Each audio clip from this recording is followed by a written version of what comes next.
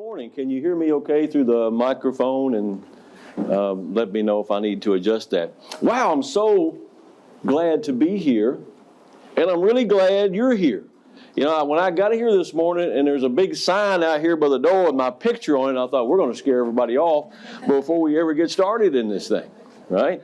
So I'm so glad that you decided to come on in anyway. I was a little worried about that. So I'm Rick, and I was Mr. Fisher for 30 years.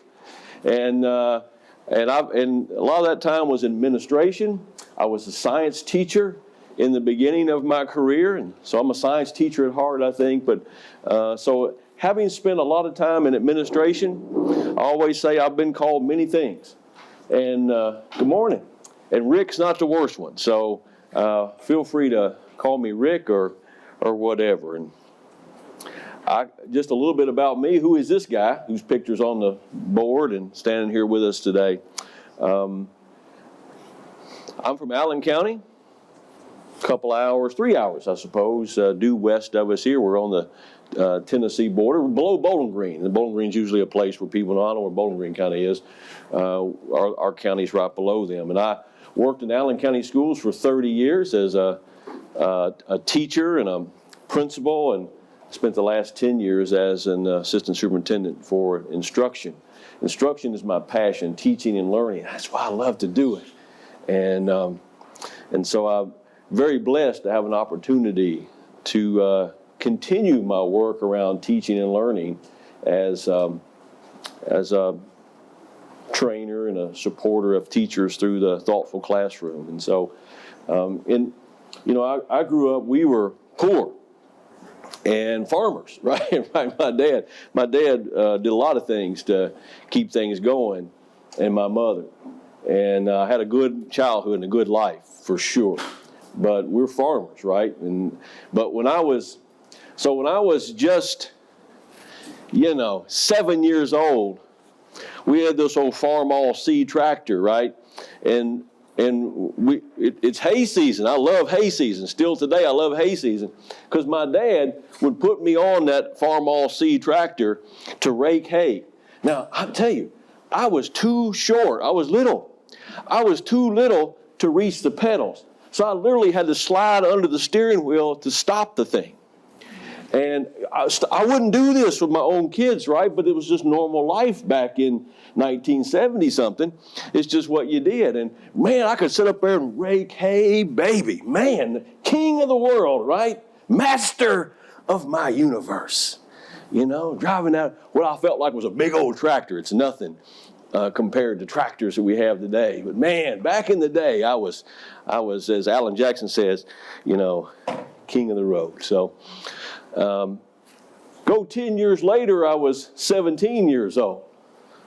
And I told my father, I'm done with farming. When I get out of school, I'm done. I won't be back doing this stuff anymore. And I did get away from it for quite some time. But I'm happy to say that I'm back in farming. We have 42 cows and several pieces of land and on the farm there to take care of. And so I've really enjoyed doing that in my spare time. And so my father would laugh at me, I know, if he were alive today, to see me back into messing with the farming business. But I hope it's been a joyful thing for me. But anyway, that's a little bit about me and where I come from. Does your son farm? Does my son farm? That's a very good question. It's a yes and no. So we have 3 children, and I have to brag. I have to brag. I don't brag much, but I have to brag. They were all 3 valedictorians of their high school classes, and our oldest son is a physician in Glasgow, Kentucky, so in Barron County, and he is a farmer. In fact, in Glasgow, I don't think they think he's a doctor. They think he's a farmer because all of his patients come through. He says, "I'm just a farmer." And so, yes, he took the farming gene. Our daughter is the middle child. She has middle child syndrome. All the boys got to do what they wanted. The older one got his pick, and then the youngest one gets their pick, and I was always left in the middle. And but she is a middle school science teacher, and just recently became a district-wide instructional coach. And she likes to be around on the farm. In fact, her job is to keep an eye on the cows while I'm away for these. Well, I've been traveling quite a bit in the last few weeks, and so she helps watch and she likes doing that. Our third child, the youngest, is a son, and he is getting his PhD in engineering at North Carolina State, and he is not a farmer, right? He has like zero interest in that. I'm like, hey, you want to come down to the farm? Nope. And so maybe someday it'll come around to it. But so yes and no. Some into it, some not to, but that's okay. Other questions about me? I'm happy to answer anything you have. Questions about who is this guy? Where's the farm at? Where's my farm? It farms in Allen County. Yeah. We have 147 acres. Is it just you running the one in Allen County? Yeah. Yeah. It's busy. Yeah, it's busy. I get that. Yeah. Well, we do a lot of. In fact, I got a guy. If it quits raining long enough in Allen County, we're going to cut hay today. We've got to cut hay on one of our parts. We've been sitting waiting a month to try to cut it and can't do it. But anyway, they cut it. So I do a lot of that kind of. They take care of it like that. So I don't do every bit of that kind of thing. But it keeps me busy enough anyway. You won't get bored in retirement. Yeah, yeah, that's right. That's right. I might be too busy in retirement. Good deal. Well, one of the things that I want to also say is that how much I appreciate teachers who work in exceptional education, special ed teachers, whatever you call yourself, right? Because it's a special job. It takes special people to do what you do, and I sincerely believe that that's true. And kids need us, and kids need you. And I really appreciate it. My wife was a special ed teacher for 27 years, and before she retired. And so I've seen the ups and downs, the paperwork and all that stuff, the hours she put into all of those things, and trying to design lessons and plan things for kids, and try to be a collaborative teacher when people don't want you to be a collaborative teacher, right? Anybody have that issue, right? I'm a collaborative teacher, but my regular teacher doesn't want a collaborative teacher. And so you have all those issues that you deal with in the job. And it's tough, and we appreciate that you do it.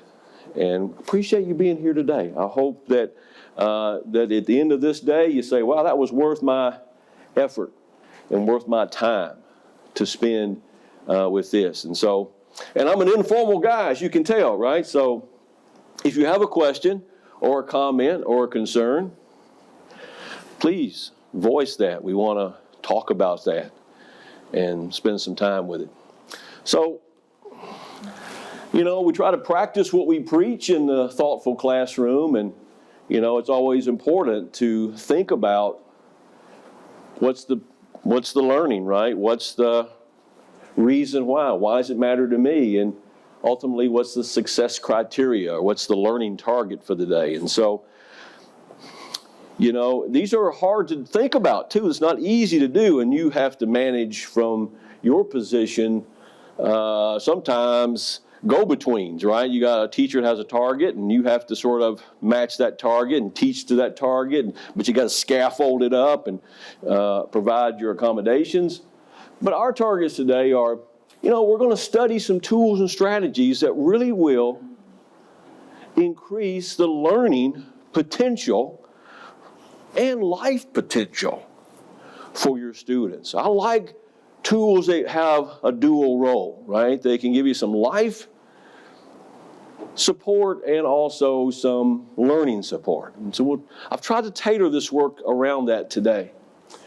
What's the reason? What's the points? It's the so what? I like targets in a 3 set like this, okay? I like to say, today, so we can, right? And if you think about this with students, it gives students a reason. And to me, working with a lot of teachers, this relevance piece is the most important piece and the hardest piece to write, because it's how do I make this connected to my students? And that's a challenge. And so, but I think is if you can get that right, the research is very clear on this, and some of the stuff that John Hattie, you're probably familiar with John Hattie, the things that he talks about is teacher clarity. And some key ingredients there is, what are we learning? Why is it important to us? And what is it, how we know that we've been successful in achieving this goal? That's the learning target. That's the learning target. These things sort of set that up, and I think they're very valuable to us. So the relevance to our audience today, to you, hopefully, is that so that you can bring out the best thinking in your own students and help them become independent, because that's the role, right? That's the big job of ours, is in working with the ECE kids, is help them gain some independence and be able to do on their own, be successful.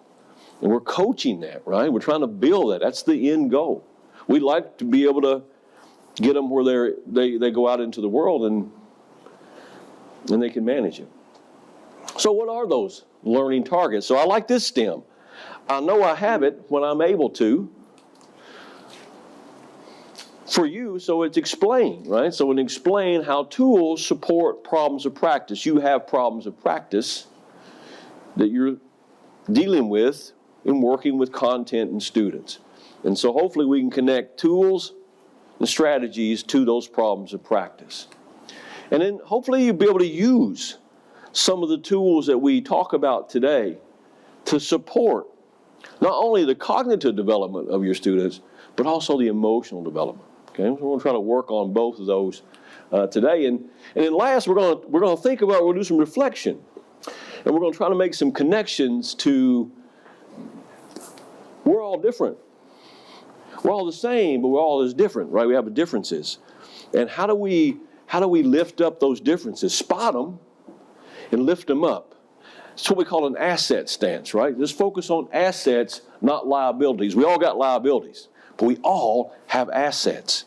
So how can we tap into the asset and use that to help kids grow? So that's our learning target sets today. Any questions, comments, or snide remarks about those so far?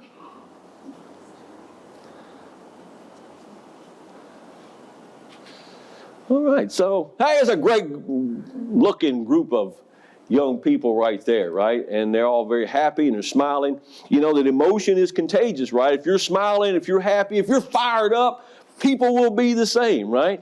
And so it happens in a classroom, it happens with kids, with us as teachers. And, man, this is pretty amazing research to me that emotional intelligence, or EQ, is really proving to be more successful in life than IQ, right? Being able to survive the world and have the skills to do that is more important than being smart. And so we like to start a lot of our sessions and a lot of our working with teachers on tapping into emotion, because emotion affects the outcomes for our classrooms. Emotion affects outcome. And we all have an emotion today. We all come in here today with an emotion. So let's think about that for a minute. So one of our tools, this is the first tool of the day right here. Check your mood at the door, right? It's a great way to check in with students quickly, easily, but really make any adjustments to problems that you see. So check your mood at the door. So we would check your mood this morning, okay? So I'm going to give you a series of words here. So I want you to pick one of those. This morning I feel, see if there's a word on the board that sort of matches how you feel this morning. And there's another tool, because. Don't forget your because. I feel whatever you feel, because. What's making that in your mind today? So think about that. What's the word you have? I feel because.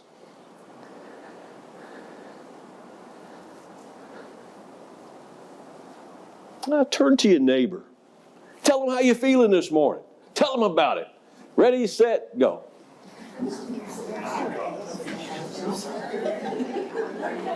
Make them say their because, too. Don't let them off the hook. What's the because?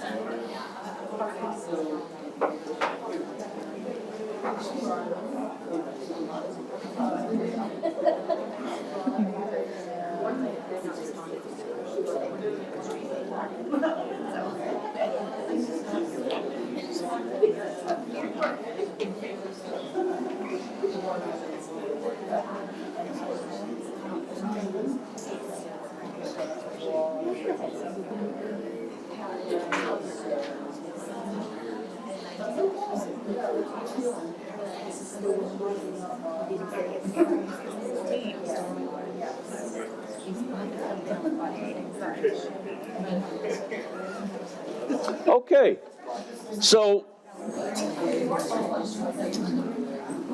simple move makes a big difference. So in your classroom, you want to use this tool, you can put a poster at the entrance, right?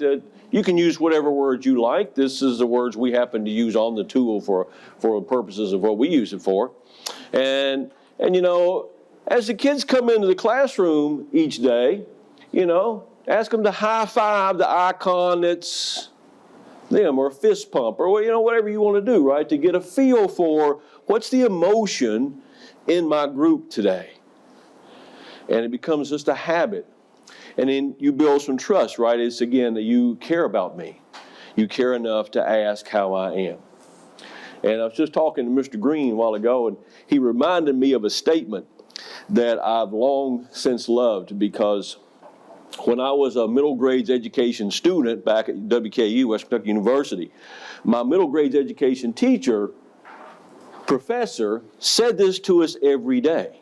Every day. She wouldn't allow us to be dismissed until this was the bell, so to speak, for her.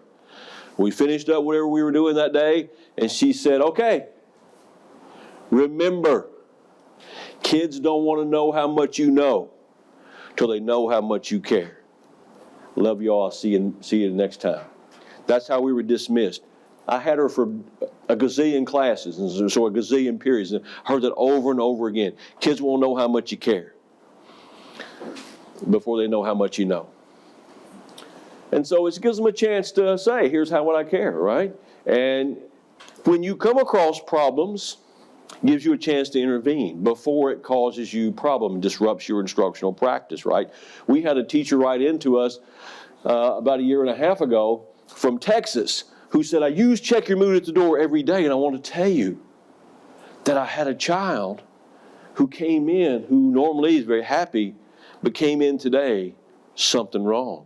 And I mean, they're not happy, but they're not problematic, right? But they came in and really down, and I went over and I talked to them for a few minutes, and I could tell it was a serious thing. And I forwarded them on to the counselor. It turns out the child was really thinking about committing suicide. And so the kid says, had my teacher not interrupted this, I was really planning to kill myself. I was thinking hard about that. And so you never know, right? What little things make a big difference. And so check your mood at the door. It's just one of those ways to say, I care about you. And I want to know, as a teacher, what's going on. Because emotion affects learning. And so we want to tap into that. So a simple way to do that. Here's some examples. Here's an art teacher who took some famous paintings, and that's how they do it, right? So you come in and you pick the artist, and that's a rubric essentially, and that's how they do it. Here's a phys ed teacher and how they did their poster. So there's a variety of ways that you can do that to tailor it to your specific area of interest and that kind of thing. So different ways to do check your mood at the door. So 2 tools there, 2 strategies, right?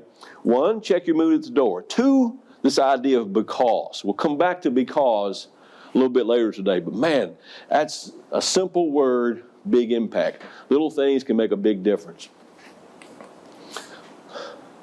Speaking of things that make a big difference, okay? Sometimes we can just change a letter. This is a common issue for you all in school, for us in school, because we're always doing something with notes, right? I mean, there's some kind of collection of information. Whether you're working with very young children or you're working with high school kids, there is a collection of information. We want kids to collect information in some form or fashion, either whether it's through Post-it notes or, whatever it is. But we're taking notes. We want to think about changing the letter T to M, making notes.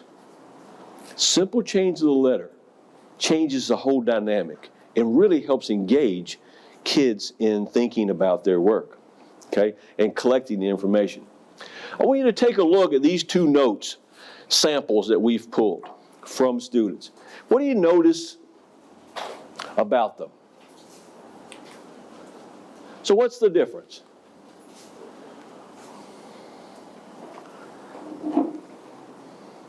This student's notes and this student's notes. Talk that over at your table. What's the big difference between these? What's the differences in these note-taking styles? Have that conversation. Ready, set, go.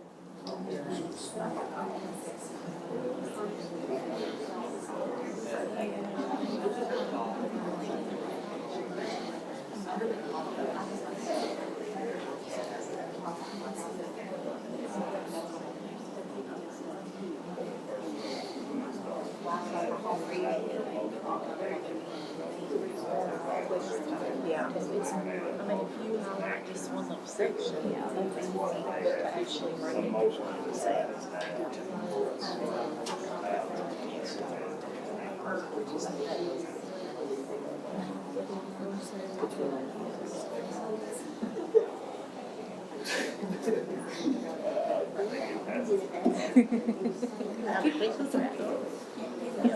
This was the answers to the questions.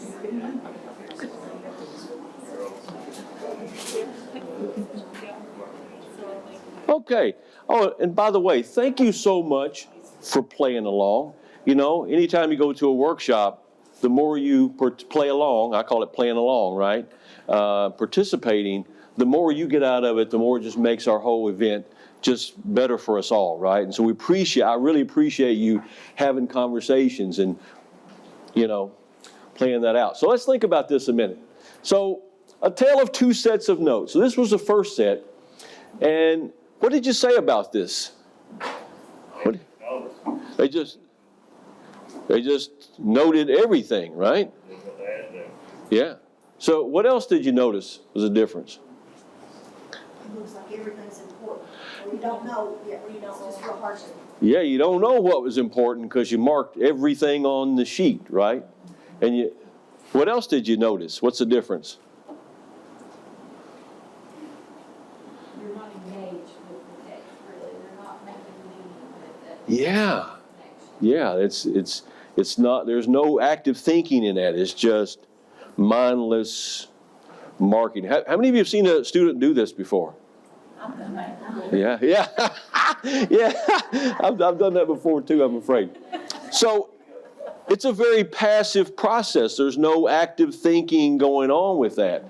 It's, this kid's trying to capture every word, therefore nothing's important, is what you're saying. Is like they've made everything important, therefore nothing is really important because it doesn't help me make any sense of this, and there's really just no thinking in this. And we want kids to think. We all have different degrees of being able to remember. I'm not very good at memorizing stuff. I'm just not. I can't memorize stuff. I have to deal with it. They may be good at memory. Yeah, they might be good at memorizing. They might have photographic memory or something. But for the most part, this takes thinking out of it and leaves us with a whole lot of, that didn't mean anything to me. And so this is what we call note-taking. And so this is one form of note-taking. Another form of note-taking is when we've got slide or we've got a board, and kids are what? Copying the notes off the board. You see, that's also note taking. It's note taking. So it's mindless. I'm writing, and so don't make the fatal mistake sometimes of putting something on the screen you want kids to write down, copy, and be talking about content at the same time. Because then you put a kid in a situation where it's like, wait a minute, am I supposed to copy this down or listen to you? Because I quite frankly can't do both at the same time. I'm going to copy the notes because you're going to change the slides, so nothing you said ever went to my head, right? Because I'm mindlessly copying notes. So this is note taking. It's inefficient for student thinking. But let me offer you another way of thinking about it, okay? So this child's notes, different, right? So what's different about it? I think it shows a higher order of thinking. They're actually getting the content, breaking it down. Yeah, there's thinking going on here, right? They're thinking about this. What else, what other words stand out to you about this? They personalized it, they've made an emotional connection in regard to them identifying what they think is important. Yeah. Invested in the subject. Yeah, there's a personal investment. I like that phrase you use. It's personal investment. They departmentalize things too. What do you mean by departmentalize? They kind of group things and then they annotate and put things inside notes. Yeah, they're annotating. They're being strategic about it, right? Yeah, exactly. Very good. You can see that there's a metacognitive process. They're thinking about their own thinking because they're asking questions. That's right. They're thinking about their own thinking. They're doing metacognition, which we know increases student achievement. 60, what effect size on that's like 0.69%. It's a huge thing to get kids thinking about their own thinking about what's going on and using those strategies, right? And so you got different kinds of things that there's a question and things that they've know. And this is note making, you see. Who's they're very much in control of what's making sense to them. And they own it now, right? This is mine and not yours. We're getting the same result if we train them to do this, right? But it's more engaging, there's more thinking, it's more personal. Note making. So we happen to have a great tool for note making. And we call this the window notes. And we'll think about this through the course of the day. So I love this tool because it puts me in charge of my own learning. Let me show you how it works. So it's 4 boxes. And you can have kids make their own boxes, or you can give them sheets with boxes. That's really a dealer's choice, right? You can pick and choose how you want to plan that out. But notice what we see here. We have 4 boxes with 4 categories. We have facts, we have questions, we have feelings, and we have connections. So as a kid is watching a video, as a kid is listening to a lecture, as a child is reading a text, they're thinking about it in quad, right? Thinking about it in 4 different ways. One of the things you'll notice about the Thoughtful Classroom, we use this grid a lot. And you'll notice that things on the left side differ from things on the right side. What is a difference? Just looking at this chart, what's a big difference between the stuff on the left and the stuff on the right? Say again? Factual and billing. Yeah. This deals with facts, right? Stuff it's the stuff. This deals with my emotional connection to it. And emotions are powerful, right? So if I'm reading a text and I go, wow, that was about something very interesting to me that we do at home. Or I've seen my grandpa do, or a teacher I love does this and talks about this. So I'm able to make connections. I'm able to say, boy, how am I reacting to this? This makes me feel a certain way. It deepens the chances kids are going to learn the content. And they've still got the facts, and then they've got questions. You know, it's a little used thing here, right? What's your questions? It's a hard thing for kids to come up with. It's a hard thing for adults to come up with questions because it's hard to think about what's a question. So if we start teaching kids this early on, what questions did you have? They start looking in their mind for questions, and it helps them to question what goes on. That's a life skill. I ask a question. I see something and go, why is that? That makes me curious. It brings out the curiosity. So you're really tapping into basic human instincts. So thinking about window notes as facts, questions, feelings and reactions, and connections is a really engaging way to take text, take video, take lecture, and make it personal.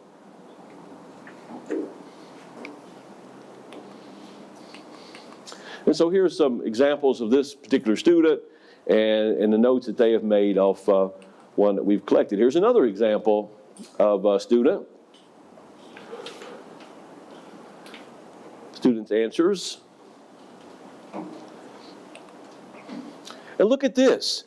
This is, I love this. This is what happens at the end of the day, right? So this is an excerpt from a text that a student was using like on a test. And they had a text to read and comprehension questions to answer, whatever. That's a common thing for us in school, right? And so the teacher had really been working on making notes.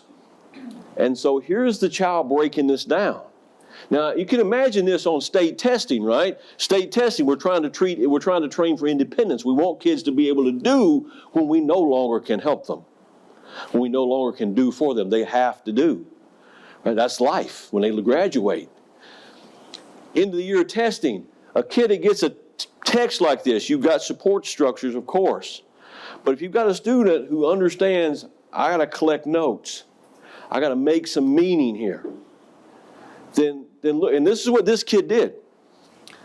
And you see they pulled some facts, and you see they wrote some questions in there, and then they had some connections to things.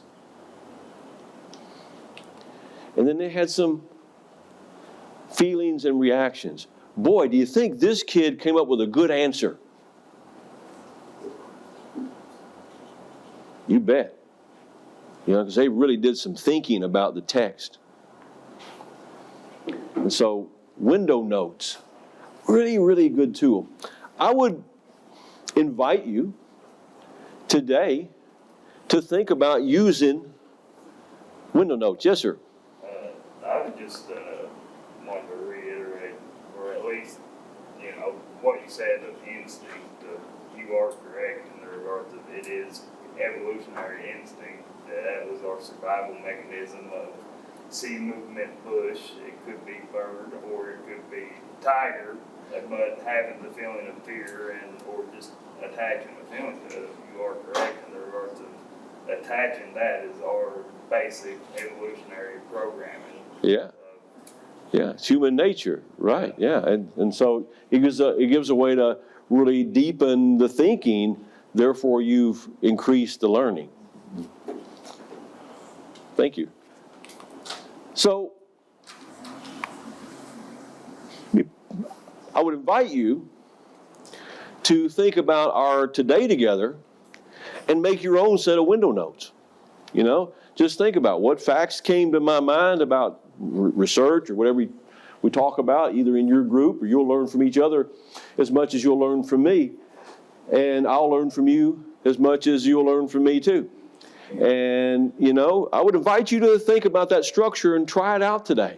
I always like for people to experience the strategies and tools because then you really own it yourself. So, if you feel comfortable with that, we might give that a try as we go through today. Think about facts, questions, feelings, reactions, and what connections you're making to the learning as you go. It'll help you at our reflection points, right, during the course of our time. We want to leave our math. Anybody, you all work with math in here? Just left. Yeah. And so there's a math notes version of this. Boy, check this out. I mean, this is a great tool for all students. It works also exceptionally well with our students with learning disabilities. So, one of the biggest impediments to success with word problems is really we leap to the answer, right? We don't go, there's a process. We have to teach a process to get kids to change their habits of mind about how they attack something, And so math notes slows everything down and forces, if that's the word we want to use, invites the student to think about things before they start getting to the answer. Let's look at this tool. So it's set up in the same grid pattern, math notes, but notice we have facts questions, that's the same. But then we have, for mathematics, we have steps in the upper right, and then some type of graphic representation. We know graphic representations are very high up on helping kids learn and remember things. And so math notes thinks about three things in the fact box, right? So what are the facts of this reading problem? What's missing? Is there stuff in this reading problem? We teach this, right? Is there stuff in this problem that's not relevant? We don't need it to answer this question. You see, this is, rewind that. This is strategy. And you're teaching kids strategy about how do you attack a problem, right? So you ask yourself these three questions. What's the facts? Do you see something missing? And what's irrelevant? Then you think, so what's it asking me to do? What's am I supposed to be doing here? And are there any hidden questions? You see, back in the day, in Kentucky, we were told, as in middle schools, our 8th grade math students were novice. Most of the kids who were novice in math in 8th grade were so because they didn't answer all parts of the question. They were leaving stuff out. You see? And so we built a rubric, like math notes, to help train kids. You got to look for this stuff. Otherwise, you're going to miss it. You're not going to see it. Your answer is going to be incorrect or lacking. And you knew it all along. See, I hate that. Oh, I hate that. I hate for a kid to get shortchanged. Not because they didn't know the content, but because they didn't know how to play the game of what's the Q&A here. What's the question asking me to do? So if we teach kids right out of the gate this fall, here's math notes. Here's how we're going to solve reading problems in math. And you can teach your students to do this and train them to think like this. And it'll have an impact on how they go about solving problems. And then you've got the steps and then some graphic representation. And so here's a student example that we've pulled using math notes, who writes very well, by the way, so we can see it on screen.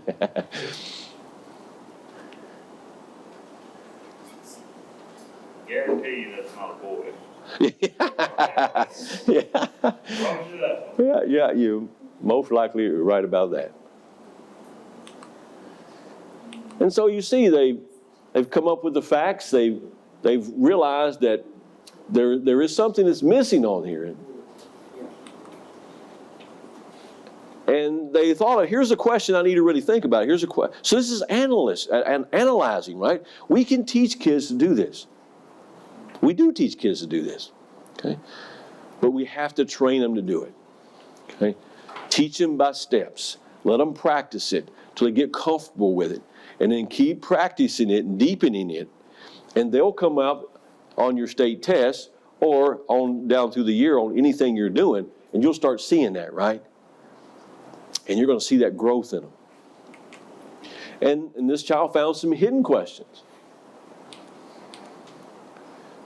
And then they have, here's how I'm going to work out the problem. That helps you as a teacher. Math teachers want to see what was your thinking, right? So you have your thinking right there where you can see, here's what steps you went through. It allows you to provide feedback on if they're off on it somehow, Where are you off in your thinking? And then I love this whole diagram. Could you diagram out what does that look like? What does it look like? And then the solution, because we want to focus on solutions. So at the bottom you've got, here's your solution. And you've worked that out. Boy, that's a great process to teach kids to think about attacking a math problem.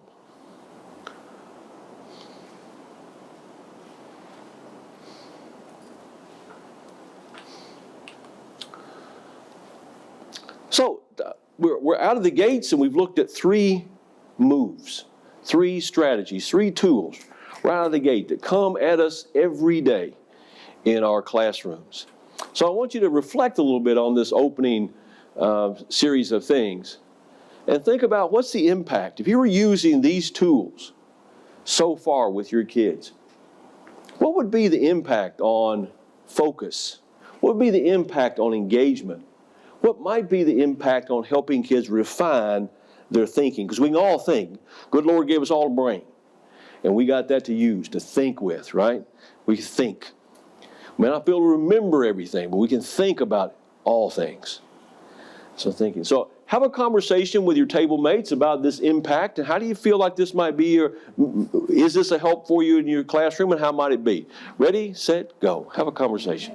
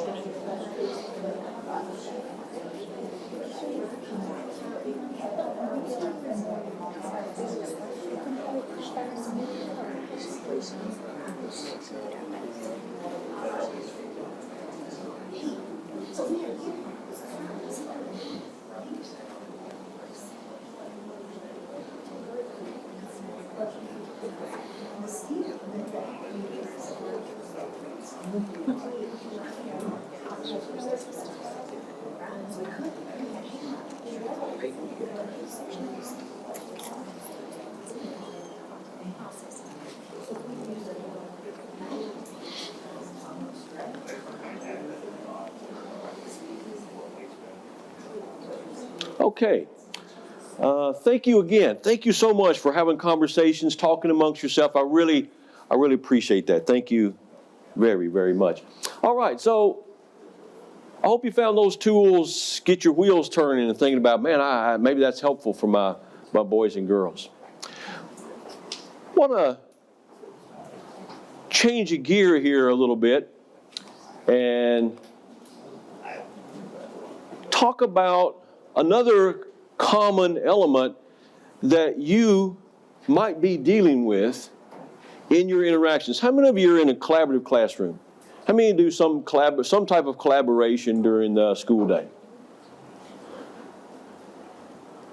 I see heads nodding and hands up, so it's like most folks are involved in some type of collaboration.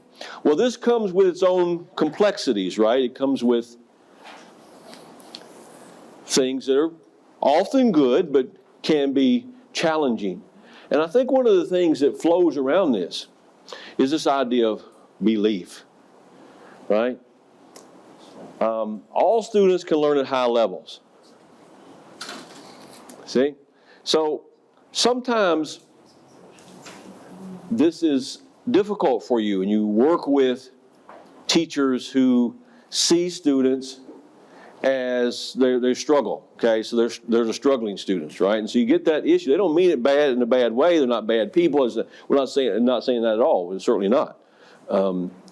But how do we overcome our beliefs about expectations. You see, because you see, expectations matter a lot for all kids. You know, we get what we expect to get.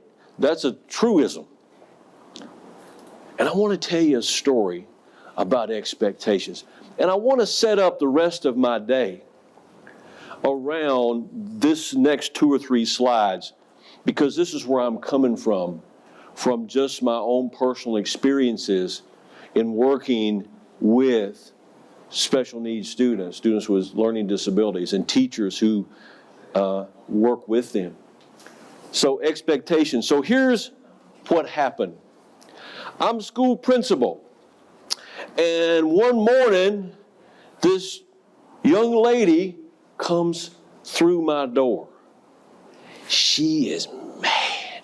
I mean, mad's not even a good word for it. She's mad. And she comes through my door going, I hate her! I hate her! I hate her! And she meant it. I hate her. And I'm like, whoa. Honey, who do you hate? My teacher! I hate her! I can't stand her! She hates me! Okay, well, come in and sit down and tell me more about it. Why do you think your teacher hates you? Listen to this. She hates me. She tries to make me do things I can't do. I can't do this stuff she's trying to make me do. I hate her. So I'm thinking, how am I going to de-escalate this problem? And so I said to her, I think your teacher must love you. Well, that was like throwing a wrench in the robot. Does not compute. I'm telling you, I hate her and she hates me, and here you are throwing out the L word. She loves me. And I said, because you have these fits often. And so your teacher keeps pushing you when maybe it would be easier for her and the rest of your classmates if she said, just honey, just put your head down and it'll be okay. Just put your head down and relax. But she doesn't do that, does she? She pushes you every day, because here's what I think. I think your teacher believes more in you than you believe in yourself. I want to tell you, things fell silent. It was quiet. And I just let that sit and resonate for a minute, you know? Now, this child was absolute novice. She was a middle school student with us, 6th grade. She had been novice on every test and every subject her whole life since 3rd grade. It's just the way it was, right? And she's sitting in my office telling me, my teacher's trying to make me do things I can't do. And it's silent. The room is silent. And I said, so we got calmed down, talked a little bit more about it. And so I turned around and I called the teacher. And I said, we're in a good space. What would you, what do you want me to do? I mean, you want me to keep him? She said, send her back. Send her back. And, yeah, that's what we want, right? We don't want to let up on this, right? Expect more. You'll get more. She was calm. She went back. She was good. She was good for several weeks, and then we'd have this blow up again, right? And she'd be back in my office, and I'd be reminding her of these things, and she'd go back. And this teacher, right, expected and pushed despite the blow ups. I want you to know that child was proficient or distinguished in every subject as a 7th and 8th grader. That's powerful. But that starts with our expectation. And that starts with the expectations of your regular ed teachers, right? So this is a thing we have to combat, right? Is how do we set our teachers that we work with up? And how do we remind ourselves every day that, man, I got to expect a bunch out of these kids. Because if I don't, nobody else is going to. And then they're going to graduate. And what's going to happen to them, right? So expectations matter, and we have to work with that. I was just looking at Dion.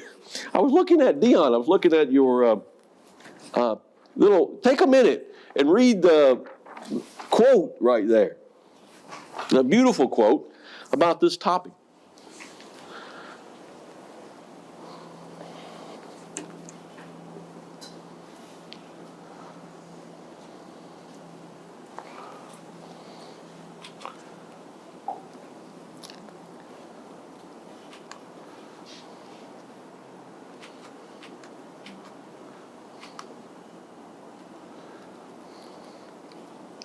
So we get a lot of quotes collected over the time and working in schools across the country. And here are some of the statements that people have made, and I've collected a few and put them on this slide. And, the one that strikes me is that all kids are not the same. Not everybody can be a genius, right? So not everybody's going to be proficient. Hey, this is Rick's opinion, right? Based on my experiences and my beliefs. I don't agree with that. And I'm going to give you a way to think about this, all right? Because here's how I thought about it. I was driving across Texas a few years ago, and I'm thinking about this because this is what I do. I think about teaching and learning all the time. And I was telling my wife, I'm like, get a piece of paper. Can you write this down for me while it's in my mind? And so I'm driving down the highways of South Texas, and my wife's writing down some of the thoughts that I have here. So this is the way I couch this in my mind, right? We have a system in Kentucky, and every state has a system by which we, code people based on their performance, and that's okay. I'm all about that. It's good. I like test scores. I like test taking. It's a measure, and I like it. It's okay, And this is generally our thing. But here's how I think about it. Here's Rick. This is not Thoughtful Classroom. This is Rick. So don't blame Harvey. You don't like it. This is Fisher's scale, okay? So I think it's really about being good enough, right? I think proficiency is good enough. Because if you're proficient at something, you can do it pretty good. You're not a genius. You're not an expert. You can just do it. That's proficiency to me. And so this will be my scale. If I was running the Department of Education, this is what I would say. It's good enough, not good enough yet. It's getting better. And it's better than average good enough. And it's way beyond good enough. And see, I'm a simple guy, right? I'm not a complex person. This would be my scale, right? But it would be good enough. Hey, you could do that good enough. You'll use it in the world. You're good. I think that's the way it is. So I don't think proficiency is some lofty thing that only a few people are going to be able to accomplish here, and the rest of us are just going to be, novice. I don't believe that. Because I think those are all words and they're all numbers. And here's my evidence to back that up. This was a few years ago, but this is Massachusetts performance levels and Kentucky's performance levels. And we have 4 different categories. They have 4 different categories. And we have scale scores and they have scale scores. And their proficiency scores are 240 to 259. Look at ours. These numbers. They're just numbers on somebody's scale. Totally okay, but we can't say that proficiency is expertise. Proficiency is just, I can do this. So we're just trying to get all kids to be able to do it and use it.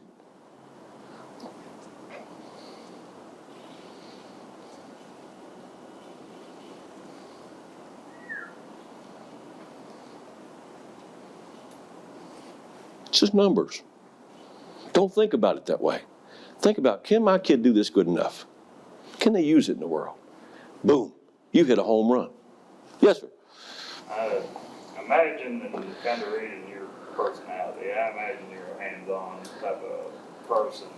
what's your opinion, especially in the special populations, that the only way you can actually gauge their current understanding based upon the standards and what is said through, the testing, it's written, it's pen and paper. There's no way, if it is a actual hands-on, or if they've learned kinesthetically all year and they're primarily that it doesn't benefit them to read, or it doesn't benefit to read, but not when you're good at it and learned everything by doing something hands-on in a lab. So how can is it fair to gauge those children upon a learning basis in which they're not the best at, or it may be second to how they're able to learn and show that they learn? So I guess my question is what's your opinion on the way in which the test is set up to gauge student understanding or content level mastery? Yeah, thank you for the question, and I have an opinion about that. For all kids, this is a truism too, I think. For all kids, there are certain things on the test you can't truly measure through written paper. It needs to be a performance event. Back when I first started teaching, we had performance events. If you've been around as long as me, if you're as old as dirt, you remember we had performance events. And those were good. And I hear Kentucky I'm not in all that loop anymore, but I hear that we're making a shift back to doing some performance-based events for certain things. So I think, yes, that will allow us to test more authentically certain things that we might otherwise be either leaving out or we're testing through paper and pencil or computer. I think that's true. The other thing that you said I think is very interesting is the next topic of our morning is I spent all year learning in a certain way. And I think one of the things I'm going to present to you this morning is how do we get kids to perceive information in different ways so that we begin to round them out more, so that they're better able to cope with the things around them, learning, all those things around what their strength is, how we use their strength, but how we also grow the other pieces. And we're going to work on that here just shortly. But anyway, in terms of this belief system, this work, the things I'm going to present to you today were the kinds of things that we really doubled down and worked on in our school for several years. And why is this running off and leaving me? And so you can see that this were our schools. Why is it doing it? Proficiency levels are very high compared to, than the others in both math and reading. And then here are the novice numbers. As you can see, they're very low compared to schools and districts around in our neck of the woods over in the Grec region. And it's got a mind of its own. And so, in fact, if you notice here, this was amazing. This is the 8th grade group, right? There was no novice in the 8th grade in 2010, and we had 10% of the population. I mean, it was like we only had one kid or something. It was a normal population of kids. So I believe the things I'm going to share with you today, the things I'm talking with you about today, I've seen these things make an impact on our students with disabilities. And so I come with you with a message, but it's a message I really believe in, that I think has a way of impacting students. So that's my stump speech for the day. So let's think about getting to that. What is that, okay? So here you go. So I'm going to give you a magic wand. So if you had a magic wand and you could wave that magic wand over each one of your students and give them 3 things that would help them be successful in life. Are you thinking about that? What would they be? Think about that to yourself for a minute. What would you give them if you had a magic wand and you could just say, poof, you now have that skill, ability thing?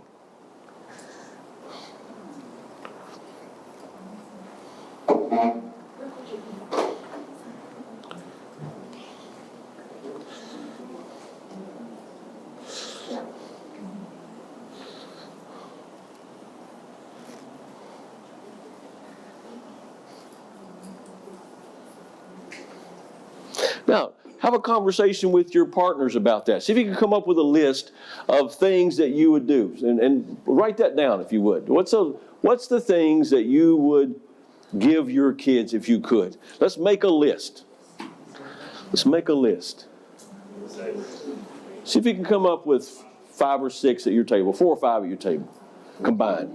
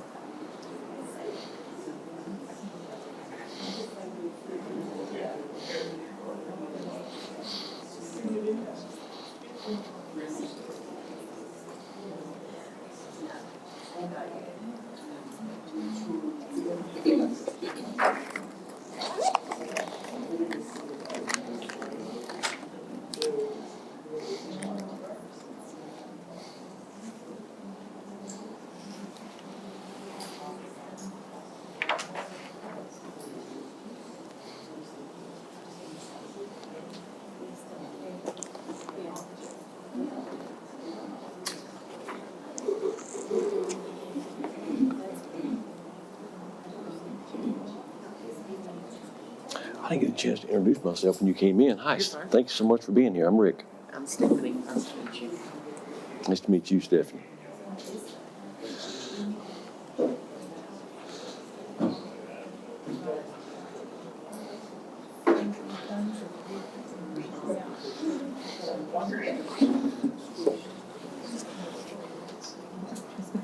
Hey.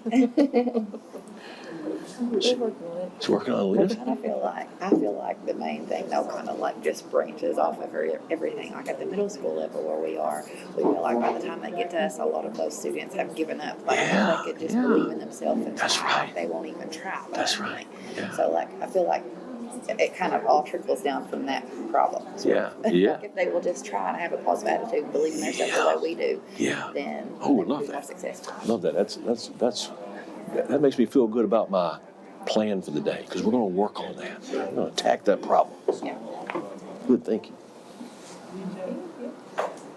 How about you all? You got a list together of some things you're thinking about? For me, I feel like my students like having their needs met.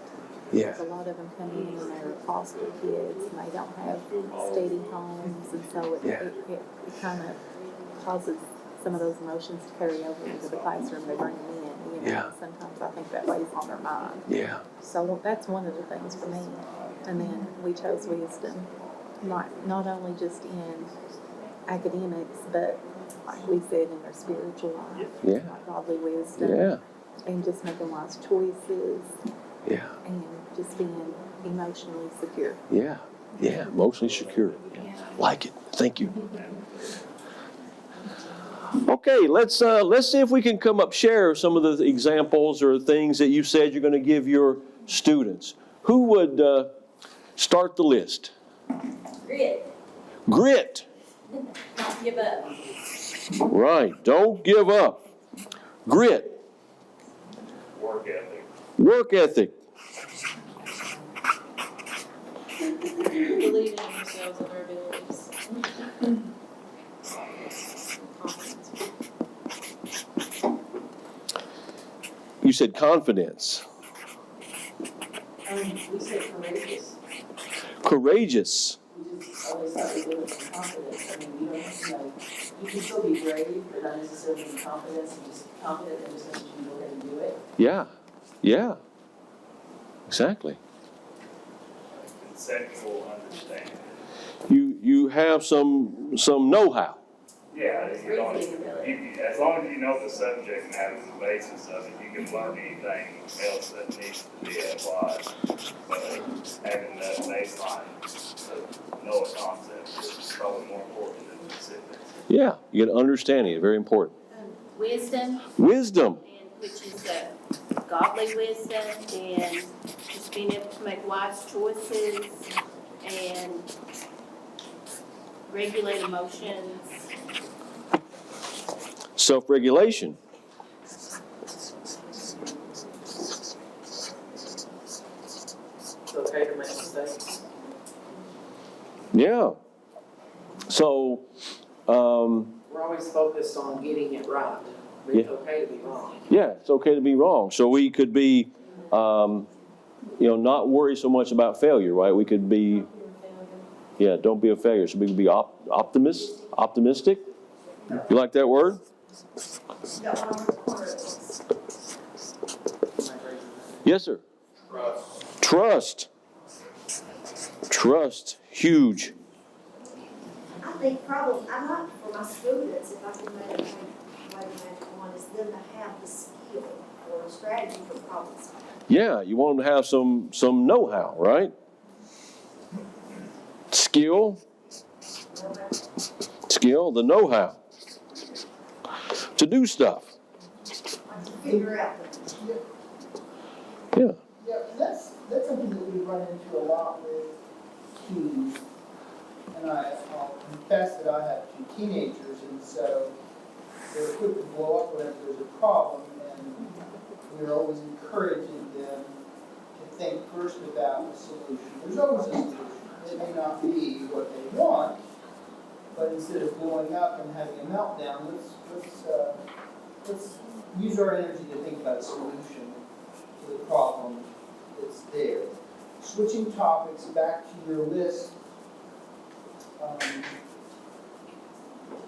I think a critical characteristic for young people is the strength of maturity to guard their association. And I'll tease that out just a little bit. Okay. Again, I have teenagers, so I'm having all these experiences. Right? Firsthand, even though I know in my lifetime it served me well, guarding my association. It's easy to fall in with bad folks. Yeah. Right? Plenty of good people, but there's plenty of bad people. Yeah. And when you think about our teenagers who are in high school, for example, if they fall in with the wrong bunch that are apathetic, for example, it can impact their performance academically, athletically. I see it all the time.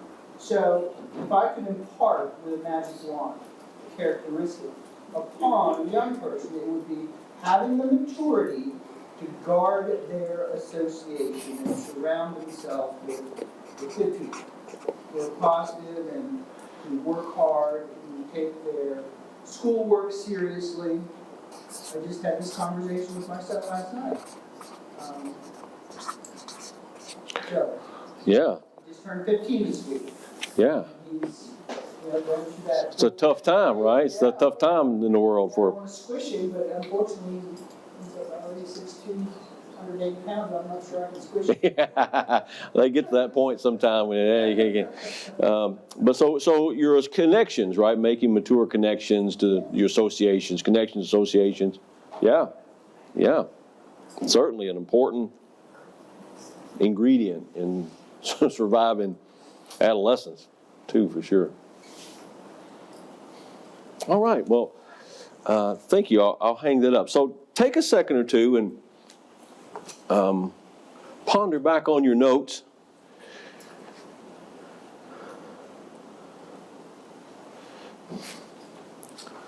And I'm gonna give you a story, and I want you to think about this story and what words come to your mind when you hear this story. I want to make sure, I want to blow your ears off so you No, you're fine. might. Connected to iPhone 7.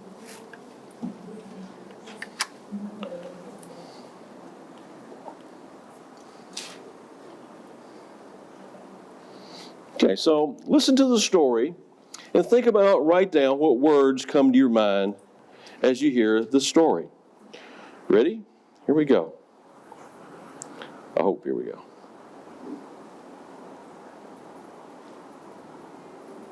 Yeah. Little boy in a baseball hat stands in the field with his ball and bat. Says, I am the greatest player of them all. Puts his bat on his shoulder, the ball goes up, the ball comes down. swing bad all day. The world's so still, you hear the sound of baseball balls. To the ground. Now the boy, never say a word. Picks up his ball. Is undeterred. No, I'll make it like this. That's good. Thank you. Says I am the greatest there has ever been. Gets his teeth, he tries it again. The ball goes up, the ball comes down, swings the bat all the way around. The world's so still you can hear the sound. The baseball falls to the ground. He makes no excuses, he shows no fear. He just closes his eyes and listens to the cheers. Little boy adjusts his head, picks up his ball, stares at his man, says, I am the greatest, game is on the line. And he gives his all one last time. And the ball goes up, the moon so bright, swings his bat with all his might. The world's as still can be, the baseball falls. And that's strike three. Now it's supper time, and his mama calls. Little boy starts home with his bat and ball. Says I am the greatest, that is a fact. But even I didn't know I can pitch like that. Said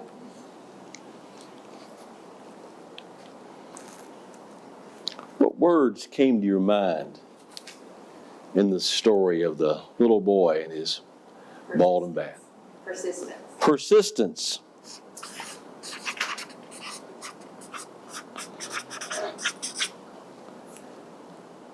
Perspective. I'm sorry. Perspective. Perspective. Say more about that.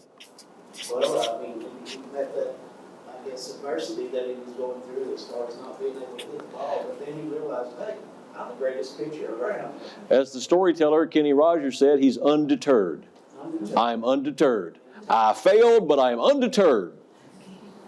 He's probably had good coaching and encouragement from adults and maybe even teammates. So he has self-encouragement, right? He hears the crowd, closes his eyes. Yes, I am the greatest. Going off the P vocabulary where we thrown out, perseverance. Perseverance.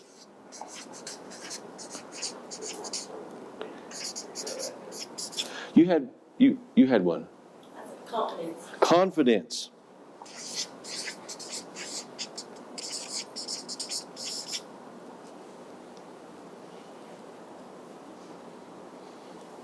Oh, let me show you the list, sorry.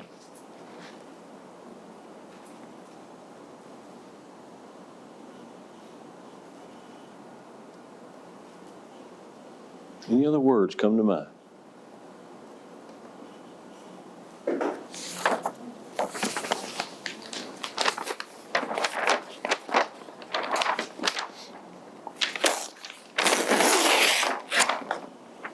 So we got a lot of words here. Okay? Would you add dreamer to that? Yeah, what do you mean by dreamer? Well, he had a dream. He wanted to play baseball.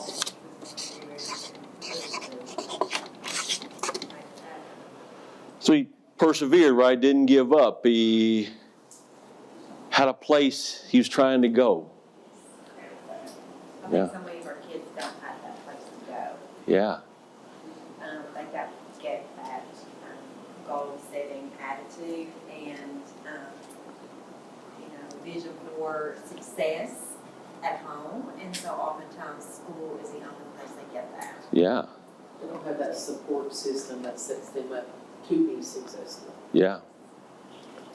Exactly right. So they're not surrounded by people who are supporting them in their own dreams or building the skills that you've listed on this sheet.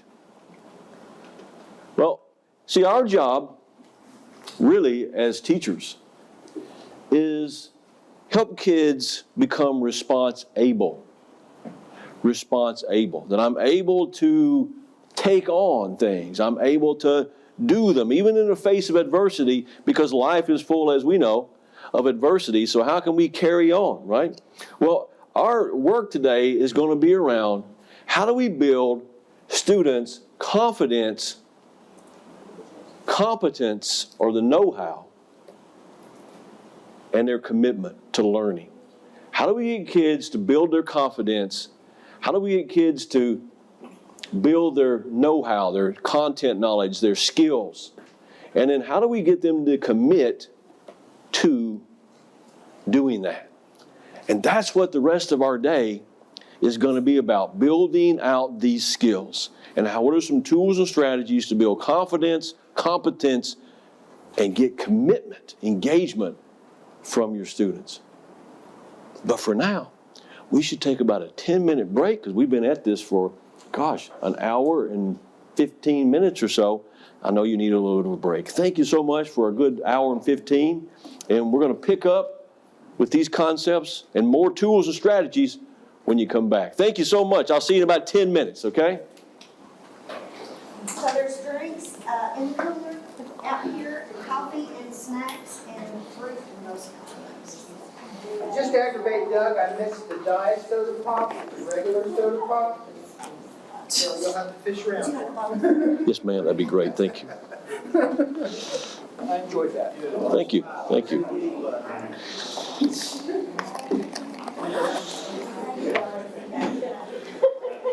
I get to rank from my nursery profile.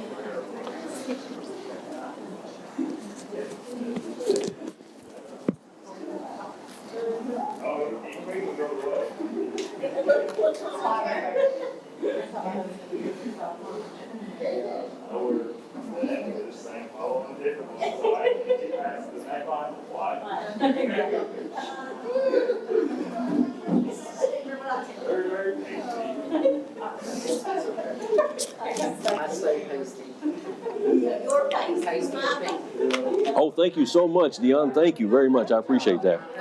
Is that first segment okay? Is it meeting the needs of your group, you think? Yeah, no, it's great. Okay. Great. I know we have a small group, but it is great. Good. Yeah. So we are recording, so we can use that when we use this training. Totally good. Yeah, I probably need to turn this off too.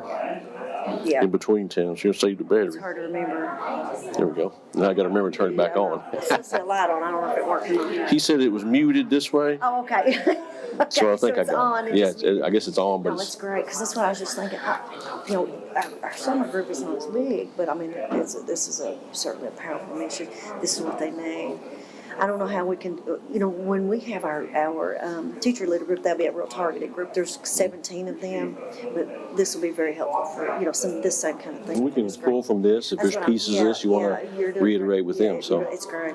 And I think everybody that's here is going to take away a lot of good I stuff. hope so. I hope we can build on these three concepts here and get some tools and strategies to support them. I hope, I've written a list of strategies. You've already given 5 or 6 strategies that we've talked about since we started in an hour and 15 minutes. Yeah. That are quick. And so that's what we share with them, is that you have to have things in your toolbox. That's right. You got to build that toolbox so that you can whip those things out when you need them. You can just retrieve them real quickly. It takes time just to build them. It does. And you get them and practice you own them you'll use them for a decade or better, because they work. One of the big things, and I'll share that sometime throughout the day, is one of the big things is in our region, we service 15 school districts in the Quebec region. And of those 15, 75% of those, of those school districts, we have 20 schools that are either TSI or CSI. And of that, You did tell me 20, no, of the 20 schools, 15 of them are 15 of them or 75% are in because they're students with disabilities. Yeah. And so when you look at that subpopulation, it's the kids with IEPs that are novice. And so I run the data. They're primarily novice. So we have to take that move from providing them accommodation and modifying everything to teaching them how to be learners. Right. How to be That's thinkers, where we're at. independent learners and thinkers. Yeah. And so we have to, that's our charge. Yes. Now, we're here. Yeah. We want to be response able. Yes. And that's where we're at in a region with a group, with our population of students. So if all of our kids are, and it's primarily novice, I run the data. There are not many apprentices. It is predominantly novice. Yeah. Of that percent of those schools that are TSI or CSI. And it is our kids, when they run the numbers, when they look at their subpopulations, I'm sure there's other demographics too, but it's the kids with disabilities. It's IEP kids. Yeah. And so, and it's not about testing, but it's about teaching kids. Yes.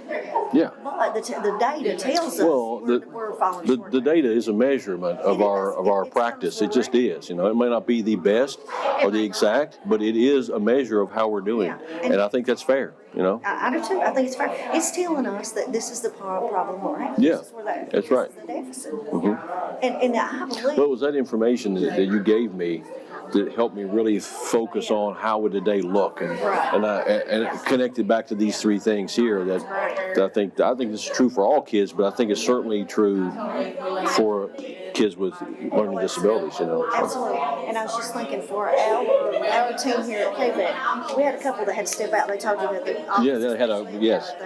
But for our team, I think this will lead their thinking this year too, right? So it's not just because we're coaching and helping and supporting teachers. This is going to reframe our thinking because we have to help lead that move from providing kids accommodation, shift into how do we teach kids the skills necessary to make it without us, right? Yeah, that's right. That's our goal. That's right. Is They're gonna make it without us. They won't have us but for a short period of time, and the rest of their life is going to be dependent upon, as they say, they don't get it at home. Yeah, that's right. We're the only line of defense on this. We know that's a deficit too. We know where we're in the region we are at. When we work with some of our schools that are really working through deficits, part of the deficit that we have is school readiness. So they come to us with that deficit already. Yeah. And what we know about that is that they don't have that right. support, and we have the data to tell us. Exactly, they don't have. It's not arbitrarily thinking that. We know. It's problem. Our kids are not even ready when they come to us in kindergarten. Right. And so they start falling behind. And so anything that we can do to do that intervention. Yeah, I mean, we have to supply it. Yeah. And because we're the only line of defense there is. That's it. And that's the only thing we have 100% control over. That's right. We have control over it. That's an important thing, right? That's what we have control over. Can't control everything else beyond it. Quit worrying about that. That's right. I mean, you have to. What can you do to support it? And so we show up every day and do the best that we know how to do, and we don't do better until we know better. That's right. And that's, do better, know better. That's the saying, I think. Know better, do better. Yeah, that's right. So when we know better, so I think you probably think about this. But I think about it all the time. Part of what drives my work every day is this little fellow named Kenny. Kenny never learned to read, and I was Kenny's special ed teacher in 3rd grade, 4th grade, and I taught 4th grade reading, and I was Kenny's special ed teacher again in 5th grade. And Kenny, so he had kindergarten, 1st, 2nd. Kenny never learned to read. Kenny went all the way through high school, and Kenny never learned to read. He never did learn to read. And we tried a lot of different strategies, but what I know now, I could have changed the life. Yeah.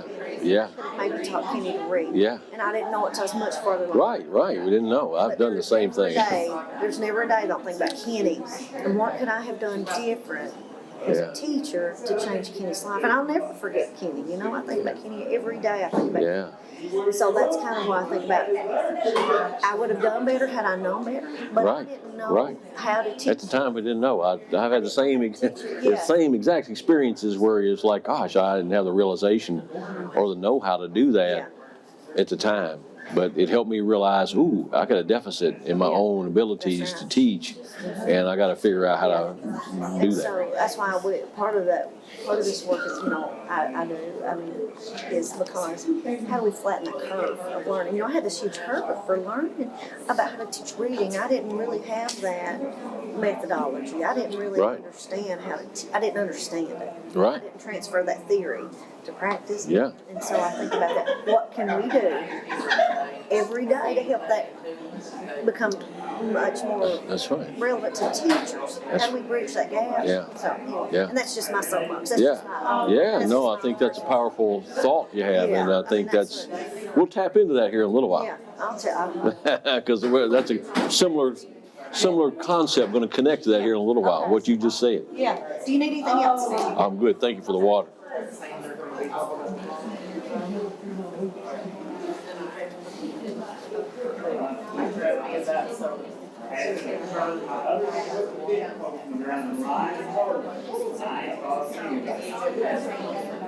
I don't know if they would go back.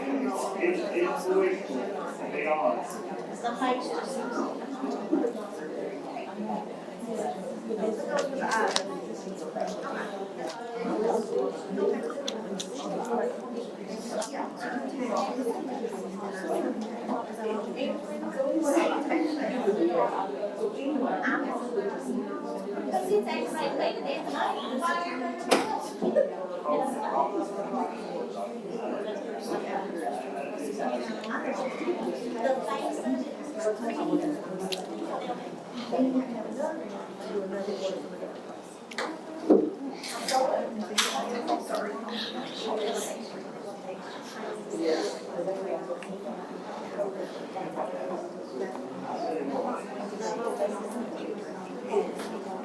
It really is 10:40, right, in Yes. Eastern Standard Time? It is. Oh, yes, I bet you. I was doing a training a few weeks ago, and I'm in Central Time, and I didn't switch my phone for some reason doesn't switch automatically for me. Oh, it does? It's old.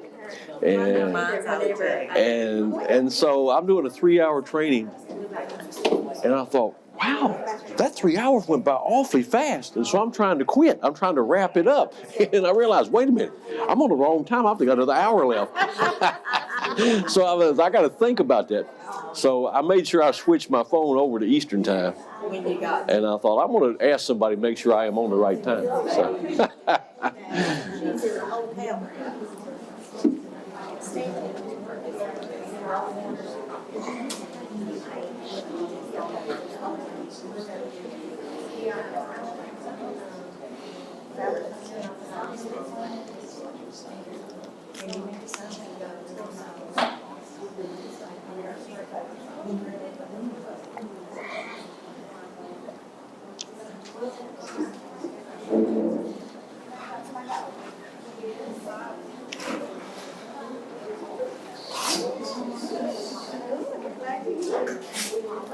So I asked my neighbor if his dog knew any tricks. He said he could roll over. He said didn't fetch very well. He said walks with a real drag. There you go. That's funny.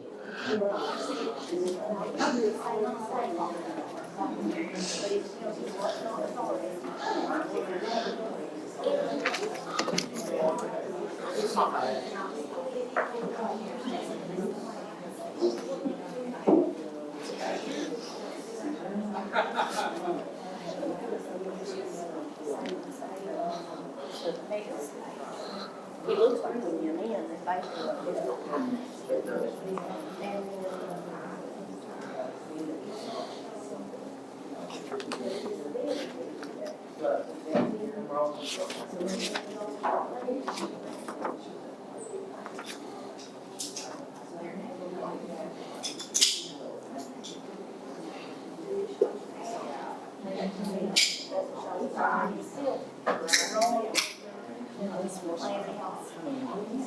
So it may start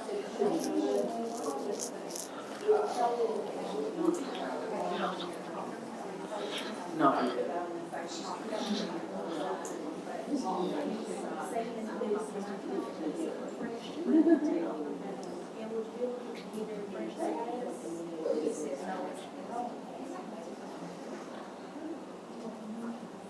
I'm gonna get.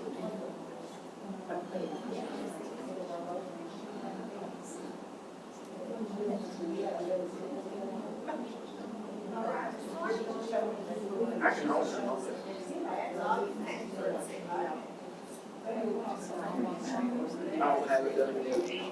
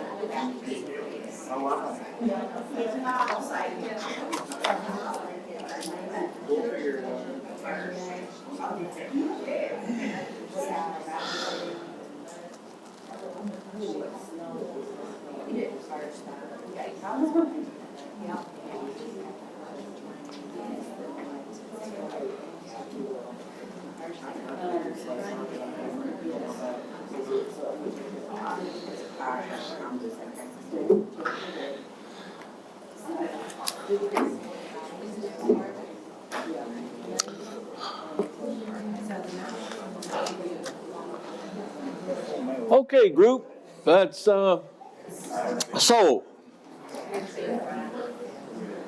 step back to think about this statement again. So our job is to help our students become response able. The way we can do that is to work on developing their confidence as learners, as people, to build their competence and their commitment. So let's entertain these 3 words for a minute.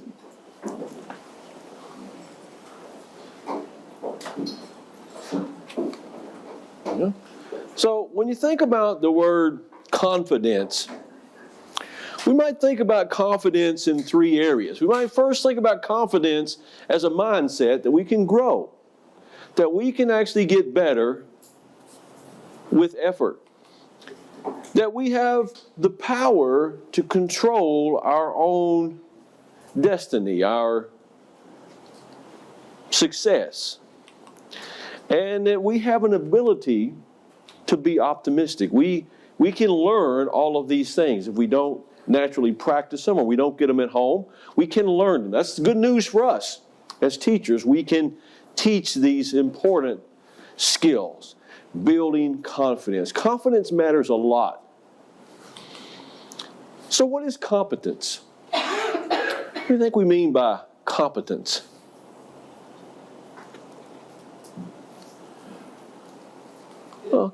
Yes. There's a level of skill. Yeah, there's a level of ability, a level of skill here, and might be tied to ability, but it might be something you can grow in your ability, right? Go back, one thing, I know some of you here, but some of you I don't know. For lack of a better description, I'm the officer in the field who leads our transition work, our capacity building with teachers, and the practicum portion is students. And I'm probably in schools working with teachers and students about 100 days out of the year. Yeah. As such, whenever I step into a classroom, I look at the students and I remind them that they need to be great today and great every day, and that they are the captains of their own destiny. Yeah. And that's my mantra. That's right. Captain of your own destiny. I like that.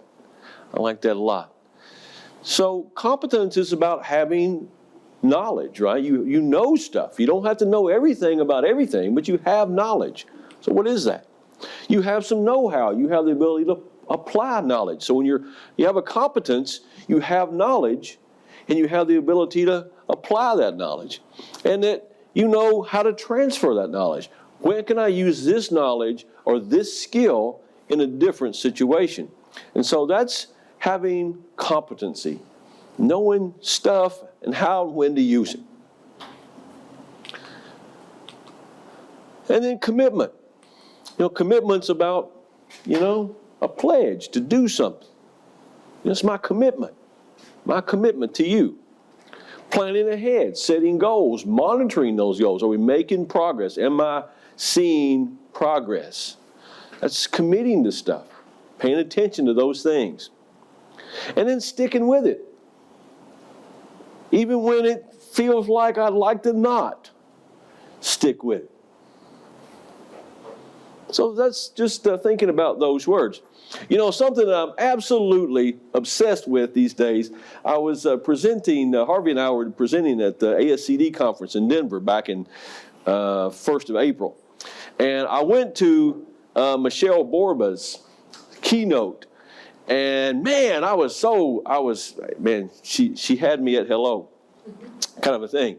And this book called Thrivers really focuses on the kinds of things that we're talking about. And in particular, these three things that we're going to try to hash out today. And you see all those things here. You see the word confidence and perseverance and optimism, and words that all associate with those things. So these are three big things. And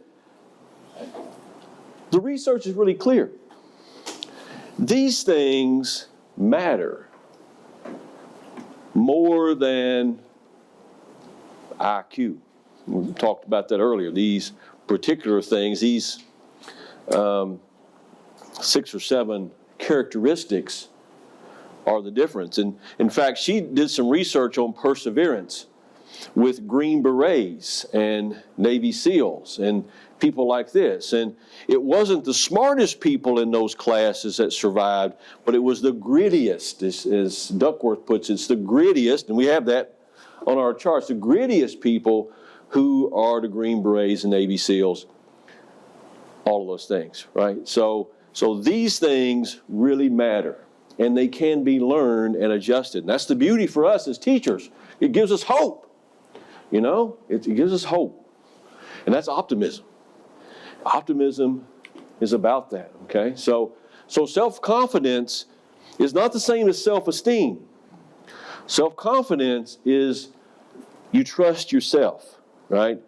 And as kids will say, I can only trust myself if you give me a chance to be in a tough situation, right? If life is made easy for me my whole life, then I've had no adversity, I've had no struggle. Therefore, I don't know how to encounter it when you come in contact with it.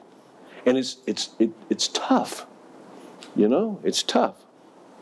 And so trusting your abilities and your judgment, you get that through experience. So as teachers, we want to push the little girl I was just giving the story about, right? Push, because that's how they overcome and build confidence in themselves. It's how we build confidence in ourselves.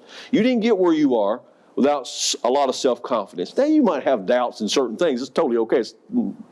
But you have self-confidence. You know how to do things. You trust yourself. I'll figure that out.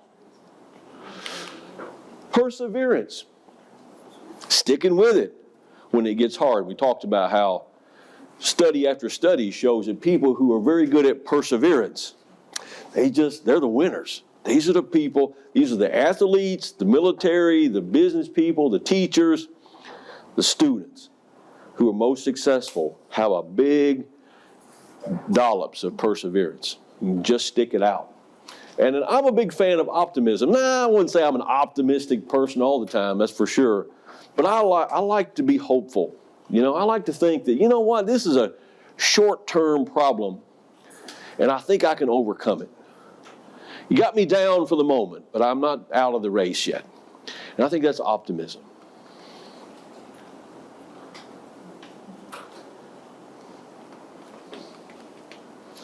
So let's think about if these are 3 incredibly important things to help our students become response-able, then what are some tools that can help us help our kids learn content, but also develop confidence, competence?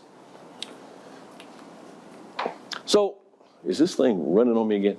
Okay, so I want you to, before we get into tools, let's think about tools for a minute, because you have, I'm telling you what, you have gold in your hands, and it's even orange, but it's not gold. It has gold lettering. We'll go with that. So you have this book. So I want you to get this out front and center because I want to make sure you know what you have in your hand. And we'll be, talking about this quite a bit for the rest of our time today. And so this is one of the Thoughtful Classroom tool books. It's a compilation. It's a compilation of research, right? What does it say? What does research say kids need to learn more and remember it longer? Okay, and this book is about how do you do that and build a culture around thinking and learning. And we call it the 4 cornerstones. But that's the book you have. And I want to take just a second and introduce it to you because this is the tool, we call it tool books. And all of these tool books, you see the little purple seal, they win the Teacher Choice Award, which means teachers vote on this stuff. And these things, every one of them we've printed, wins the award because teachers love it. Well, let's think about it. Let's see if you love it. So let's do a little preview of this tool book, and with this focus in mind. The author's purpose was to design a text that is teacher ready. Teacher ready. So I'm going to give you 3 or 4 minutes to look through your tool book and see if you can find evidence in your mind that supports or refutes this statement. What would support that our purpose is for teacher ready? Or do you see refutes in that? So what supports or refutes evidence can you find in that book that this book is teacher ready? I'll give you about 3 minutes to peruse that. I'm going to set my timer. Okay. Notice this is another tool. Simple tool. Agree, disagree. Do you agree or disagree? See, who can't play that game? You don't have a kid who can't play that game, right? Do you agree or disagree? Now, you can't shoot from the hip. Oh, here's what I think. Because you have to what? Support or refute. You have to provide evidence. So it helps kids think, okay, I got an opinion about that. Why? Why is this my opinion? See, that's thinking. And it's an entry-level opportunity for students. You can use it. Do you agree or disagree with this? You want to build engagement. Come up with something, right? Here's some on the context. Current event, something you're trying to teach in history. What would you think about this? Do you agree or disagree? And you get people fired up on agree or disagree in a heartbeat. So what evidence did you have to support or refute the author's purpose here? Yes, sir. So I agree, and then I'm a fairly new teacher, so like one of the things that I constantly hear the administration at the schools that I've been at talk about is procedures. If you follow that, then like your classroom management will go a lot better. And then on page 9, that quote says more than 80% of behavior problems in the classroom have nothing to do with discipline. They're related to classrooms that lack procedures and routines. So like that it goes in and gives you directions or in like different ways that you can set up procedures. So yeah, so it gives you solutions to problems. Yes, sir. The designing of the book too, the way in which he did it was efficient. There wasn't fluff, there wasn't opinionated, it was guideline checkpoints and rubrics to go off of to verify that you were able to do the procedures. And he was not a 150-page book of extra stuff. It is, you go here with an aid, like, you open it up in your classroom on your planning period and cram if you need it. Find a tool to fix a problem. Yeah. Other thoughts? I think that I agree that it is teacher ready because the reproducibles are there with the directions real quick, really easy to find. Yeah, it's right. Everything you need to carry out that tool is right there at your fingertips. You have to go nowhere else to get to it. Yeah. And, a thing about this too to say it is that it's reliable. It's been teacher vetted. It's been used by thousands of people. And so if we think about what's the layout of the toolbook, just quickly, you've seen this probably, but I want to be intentional about what you have there. Is that every tool answers 4 questions for you. right? And the first question is, what is this tool? What is this tool, and how is this tool going to help me? What's the research behind it, right? It's research-based, so it's reliable. You see, you know when you're pulling out a thoughtful classroom tool, it has been vetted, it is connected to research, and it is absolutely reliable. Unlike other sources where you can't be sure if it's really connected or not. And so, what is it? Why does it matter? You know? And so there's the benefits. And then, what are the steps? Here's how you use it.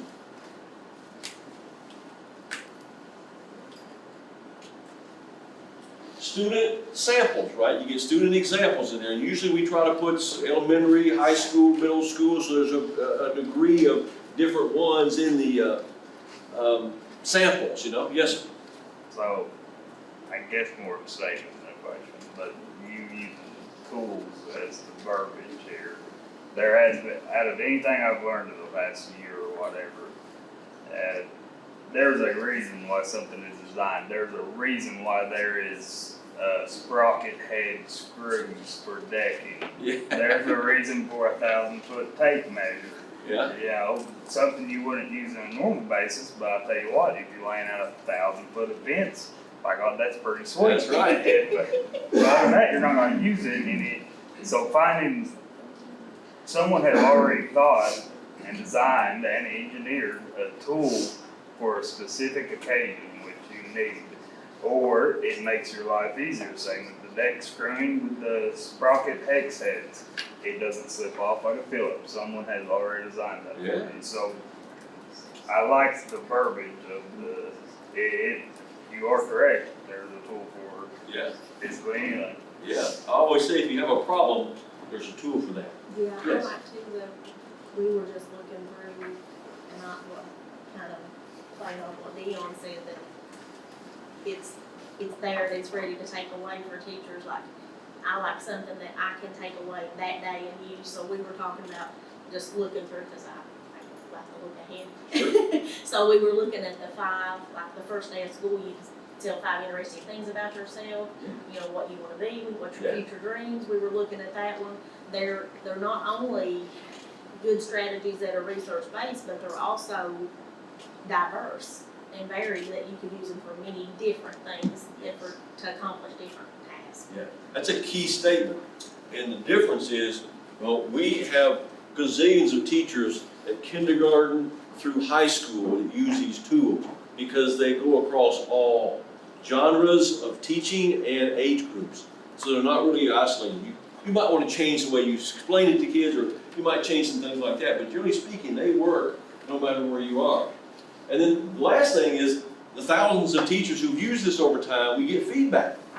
And so we build that feedback into the actual printed tool book, and that is, here is teacher feedback. Here's some different takes on it, or some things teachers learned when they used it, and they said, oh, by the way, you might think about this as well. So you get this teacher talk is at the end of each tool. So this is true, no matter what tool book you use and what tools you're thinking about, you have these pieces to help you think about how to use it in your class. And I said this is about solving problems of practice. And so really it's this model, right? It's like, we have a problem. We know our kids need to be able to do this. We know that. But, man, there's this thing in the way. Well, there's a tool for that. And the solution is usually somewhere in the tool book. And so over time, you add these tools, strategies, into your tool belt. You know, you're like a gunslinger coming into a fight, man. You got stuff, you know, and you got stuff to use when you come across a problem. Just like he was saying, you could sit down in your planning period and go, man, I got to think about something to fix this week. There's probably a tool for that. And so you can find something and you can go use it the next period. That's simple and deep. That's the beauty of thoughtful classroom. So let's think about some tools to build confidence in your students. Things that you can use right away. We have the hand of knowledge, best foot forward, learning style, questioning style, which is to ask questions, task rotation, and effort tracker. Turn that on.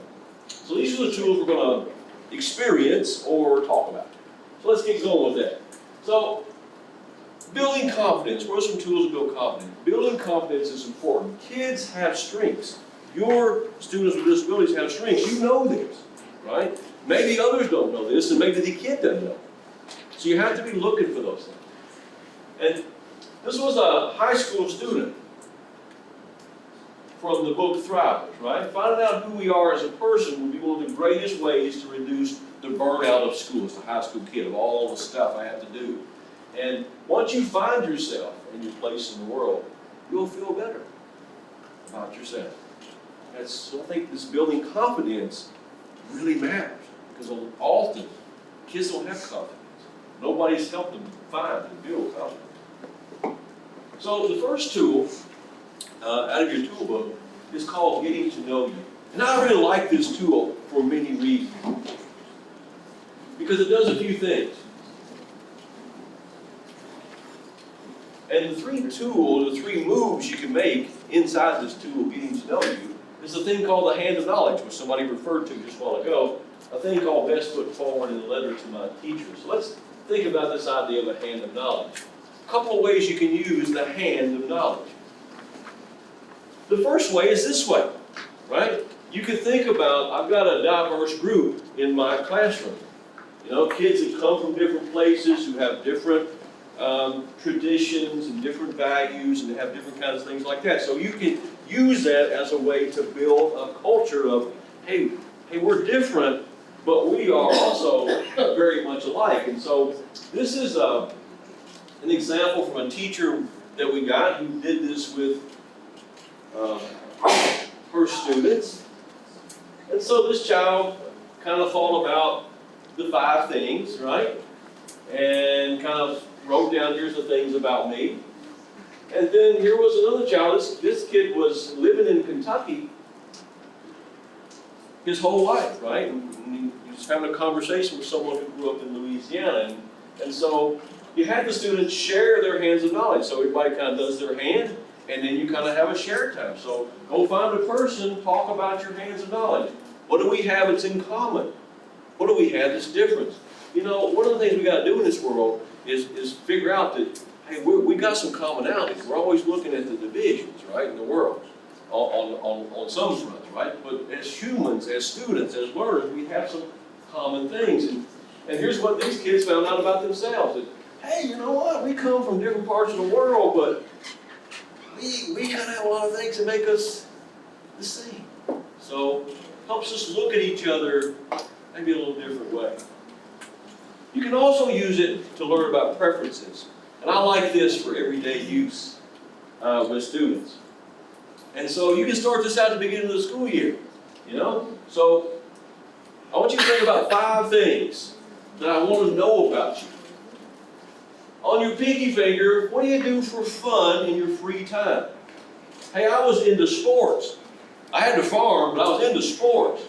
And so when you ask me what I do, I want to talk about sports, right? Because I think I'm pretty good at that. And so if I can talk about it, you can listen to my thinking and my story about that I like sports, then that gives me some confidence. You know who I am. This is what I'm good at. You're going to help me get good at other things, but I'm good at this. You see, or maybe I play the piano. Man, I can play the piano. I've been playing it since I was 5 or 7 or whatever. I'm good at it. See, that helps a kid say, hey, you're taking on things that are important to me that I'm good at. Because I won't be good at all the things we do. On the ring finger, you know, what's something else you're really good at?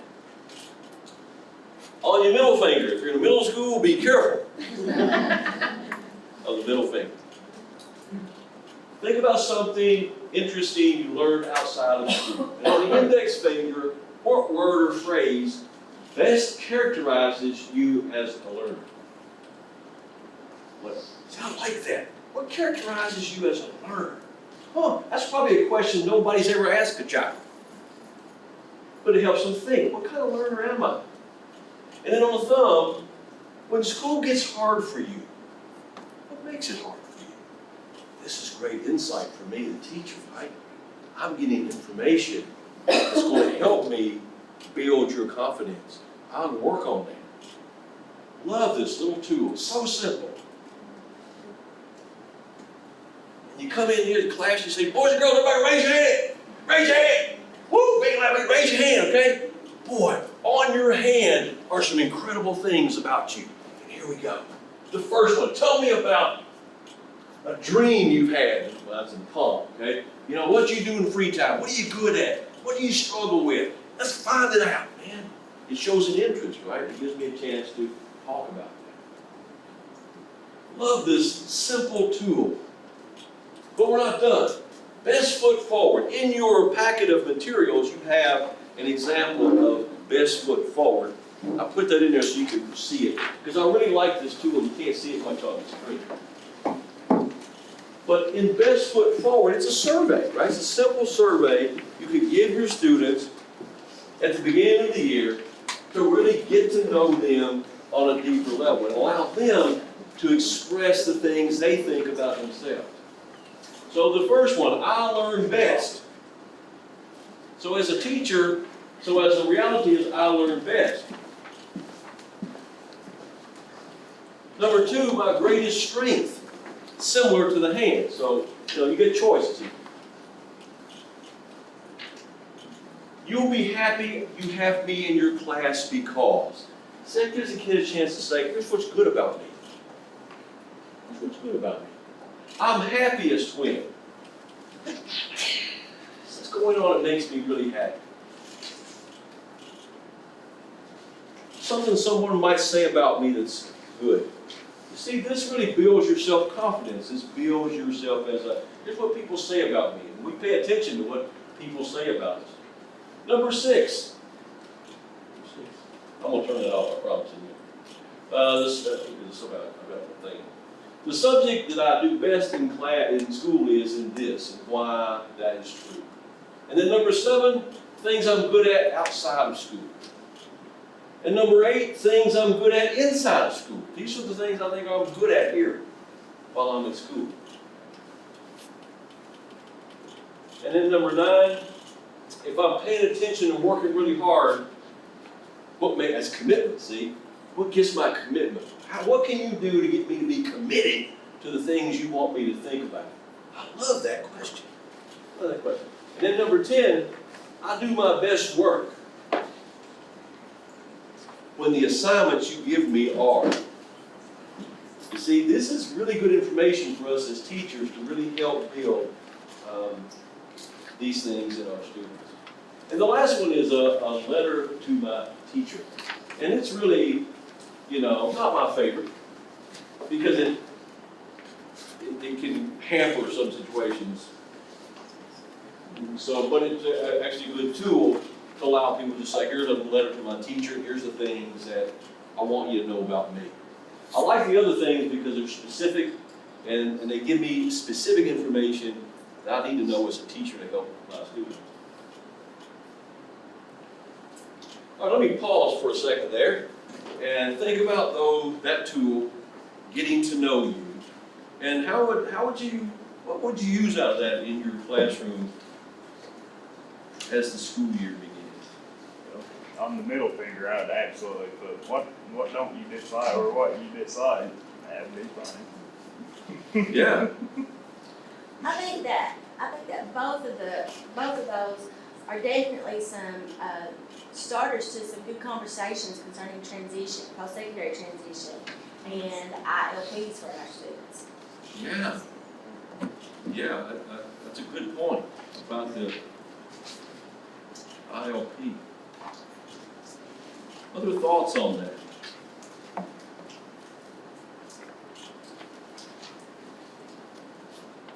Also, I think it helps to get the student focused. Yeah. It's a great focusing tool.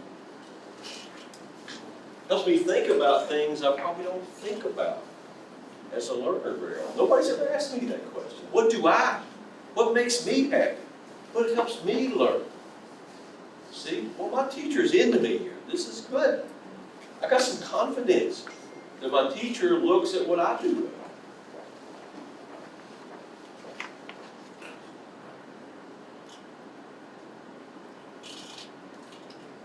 Okay, so change gears into the next tool set. style. So when we think about fairness, that's always a tricky word, right? But it's really about teaching in a way that gives every student a chance, an opportunity to shine, to build confidence, to get some know-how. I think that's what fairness is, opportunity. So here's a question I pose for you. So what do all these kids have in common? Think about that for a minute. What do all these students here have in common?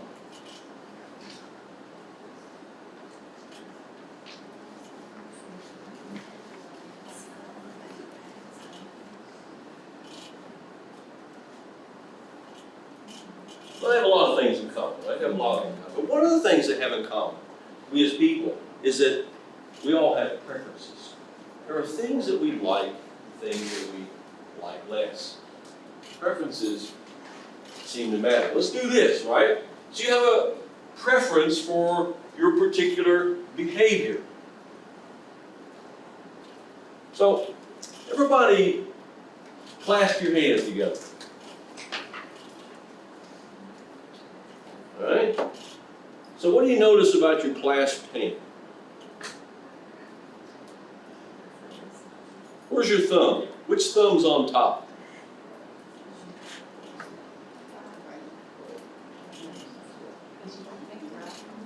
Now try to switch that around. Now take them apart and put them back together, but this time make the other one go on top.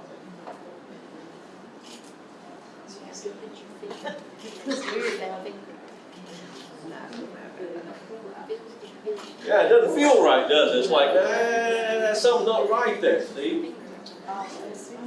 That is a simple human preference. Close your hands together. How many people had the right thumb on top? 3. How many have the left? 4. How many have the left thumb on top? A little more on that side. You see, there's differences. Preferences you didn't even know you had. Hadn't even thought about. I didn't even thought about which thumb's on top when I clasp my hand. You see, so we have preferences. And there becomes really a part of our habits. I want to tell you a story. And as I tell you the story, I want you to think if you've had a similar experience as I did in this story. So in my science class, see if you had a similar experience. In my science class, I had a little boy named Scotty. Scotty changed my life as a teacher. Just the way it is. You see, Scotty wasn't a bad kid, but he was a struggling learner. And every day for the whole year, Scotty and I were locked in this battle. Have you ever been in a battle all year with a student or two? We're locked in a battle, man. This is combat every day. I wanted Scotty to do his science. Scotty wanted to draw pictures, not science. And so every day in class, I would walk around and I would say, Scotty, load up your drawings and let's get back to work on science. Okay, Mr. Fisher, always respectful. Never, belligerent. I would go and I would circulate and I would come back. What's Scotty doing? Drawing his picture. Got all that on top of his science work. And he's drawing, but no matter what the group is doing, he's doing his pictures. Scotty, put this up. You got to get it. Okay, Mr. Fisher. Not 5 minutes later, he's drawing pictures again. This goes on every day. Every day. So happens at the end of the year, it's test time. And Scotty is taking his state accountability test in science in 7th grade. That's right. In my class. And so the kids are all in a row for testing, right? And so I'm walking up and down the aisle doing my due diligence to monitor test taking. And Scotty happened to sit on the back seat of the second row from the wall. This side, second row. And so I'm walking up and down the aisles, and I come around here, and I'm looking over everybody's shoulder, right, and I go by Scotty's, and doesn't have any of the right bubbles in, and it's all this stuff. And, but I'm not surprised with this, right? Because he's been drawing pictures all year. He's learning science. Yeah, I'm not expecting him to do well. And as we get on towards the end of the test, and we're doing open response, and we're writing, and oh, gee whiz, that certainly ain't going anywhere.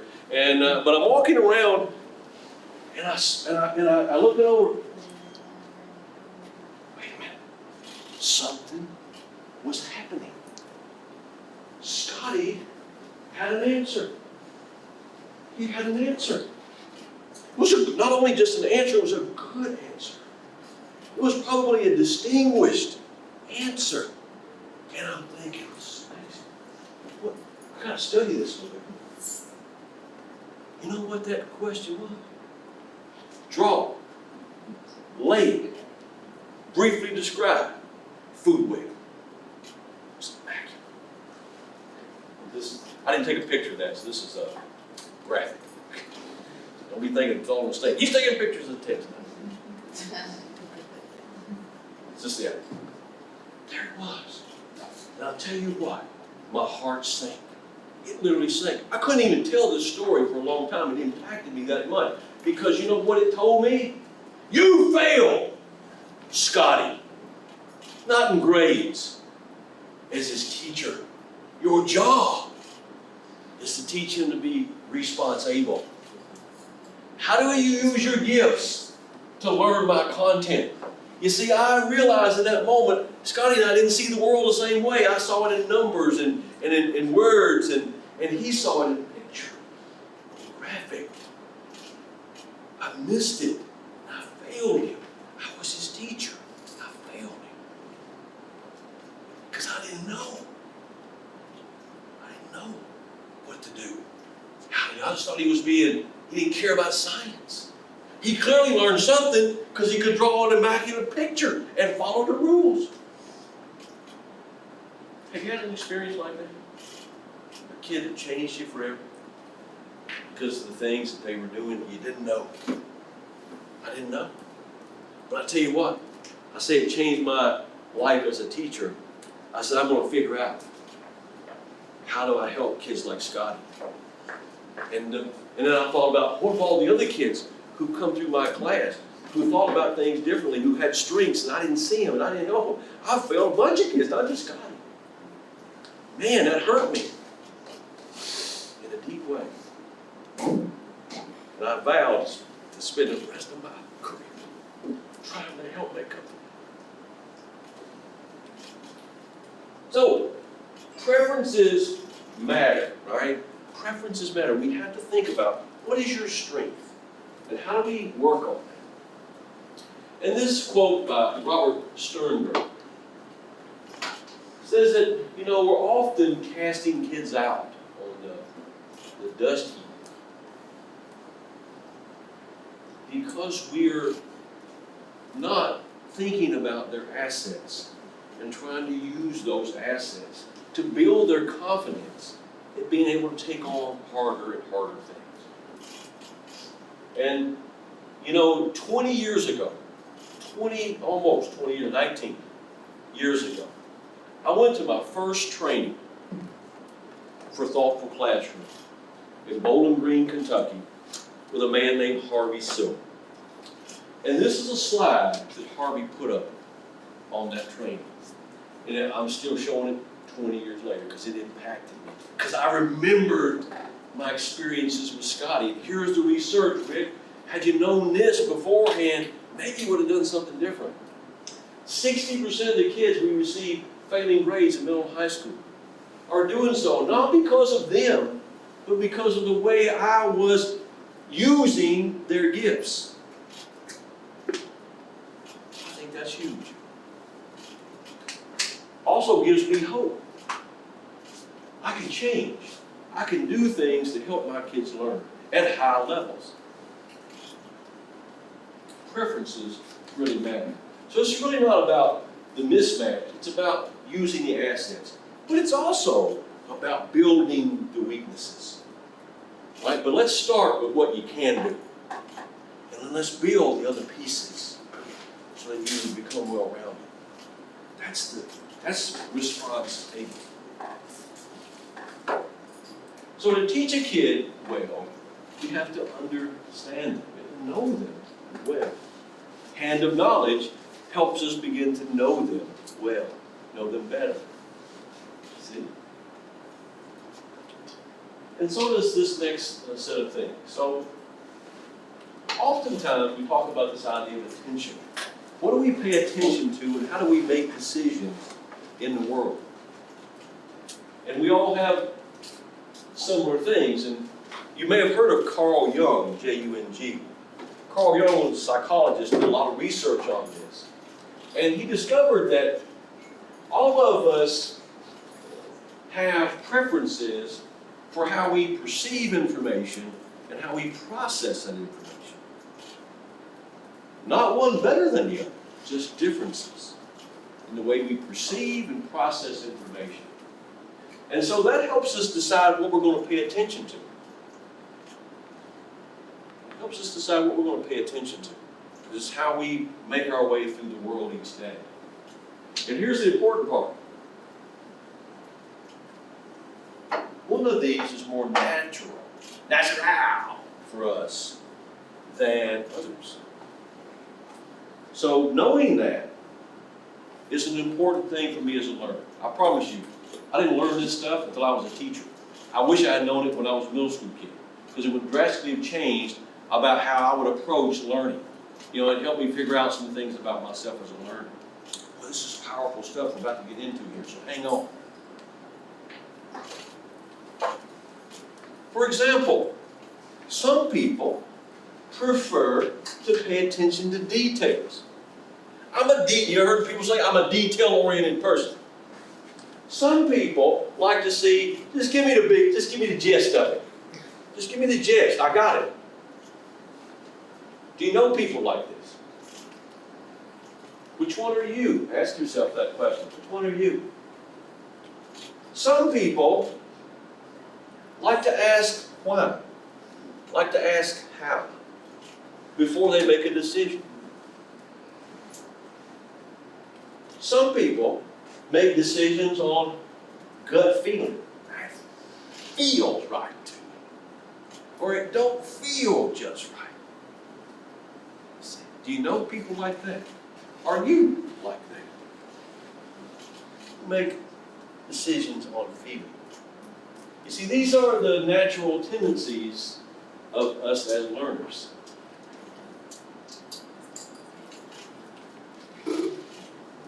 And so Jung says there are how we perceive the world, perception.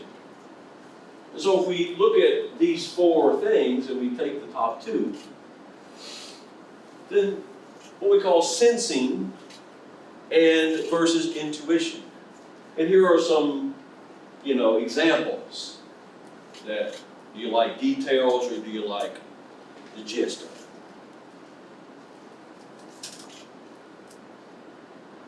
Think about your students and the things you learn about them over the course of the year.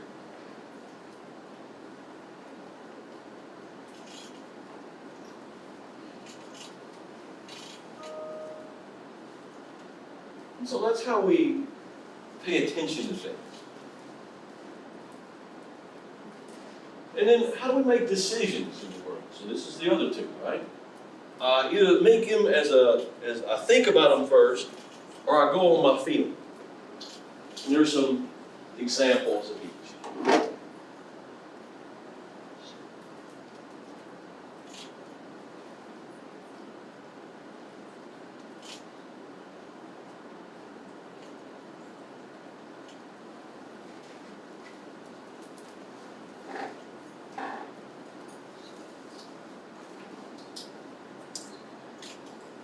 So we can take all this information and really think about it as a personal style. Let's play that word for a minute. What's a style? What is a style? And how many things can you think of that have a style? So think about that for a minute. What do you know that has a style?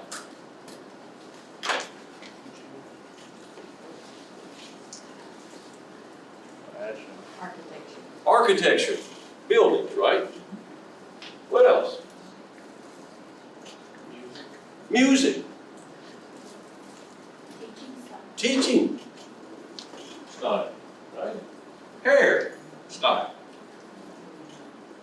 Cars.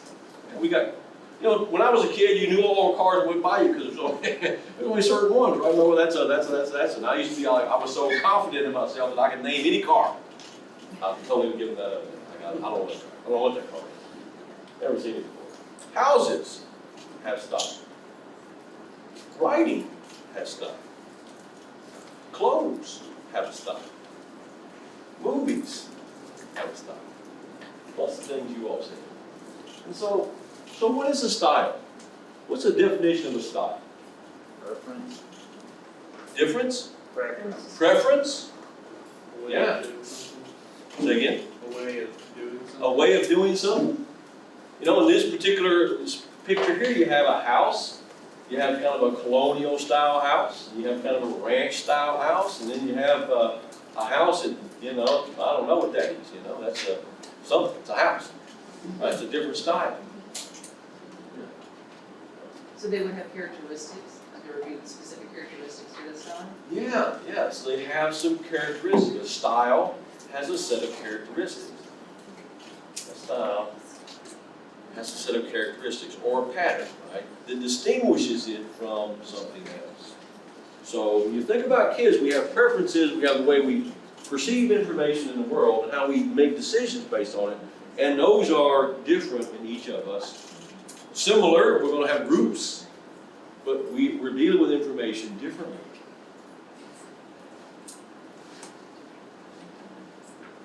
And there are 4 basic learning styles, according to the psychologists and the researchers, Carl Jung. No style better than the other, just a style. Our go-to style, right? When the chips are down, the pressure's on, we have it. Well, what if we could help you find your go-to style? What if we could help you find it?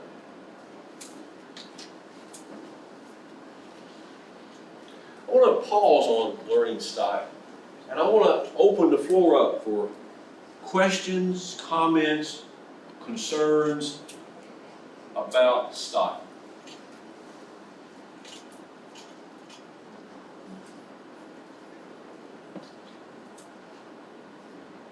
Do you think the subject matter being taught directly affects the learning style preference in which the population of probably the students going into it, that seems like career technical education or something like that, do you think there is a preference of the learners to have a higher percent of, let's say, kinesthetic learners to do welding? And do you think that has any influence on the subject matter in which may be pursued by students based upon the style? I think you use the word kinesthetic, and I think certainly some people have the gift of, you know, working with your hands, right? You know, people, there are plenty of trades and work. Auto mechanics, man, they have an expertise. I watched my father take apart every machine known to man and just find pieces and put it back together. I can't do anything. I just don't have it, right? I can't do that. And so there is that kinesthetic feel. But I want to disaggregate these two. Because you'll read in research, Hattie will say learning styles have a very low effect. But Hattie's not talking about learning preferences. He's talking about, are you auditory? Are you kinesthetic? Visual. That's where his research there is plucked out and talked about in that context. Not this one. This is as true as you and I are both sitting here. I've come to know that for 20 years. And every day it makes me believe it more. It's just a thing. So it's not what he talks about as being a low effect.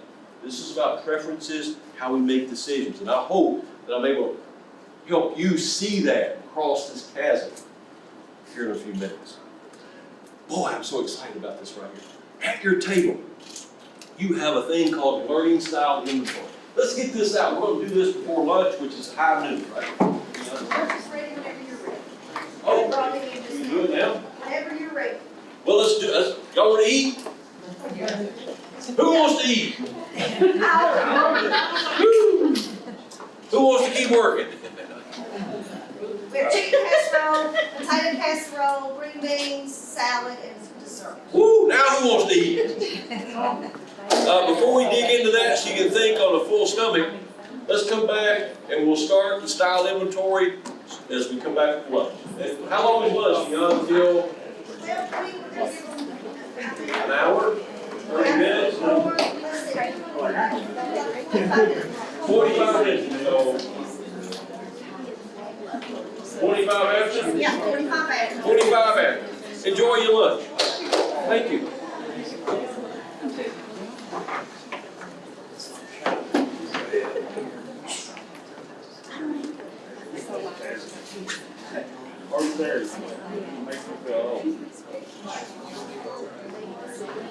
A snack and pop. Oh, yeah.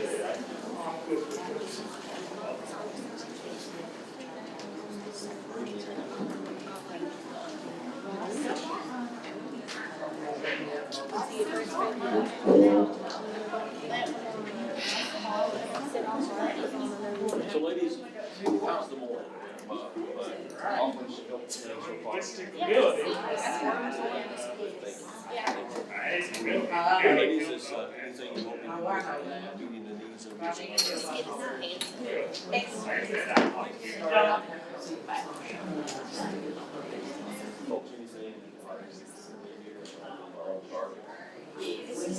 Hey, and thank you for that delicious lunch. Wow, y'all.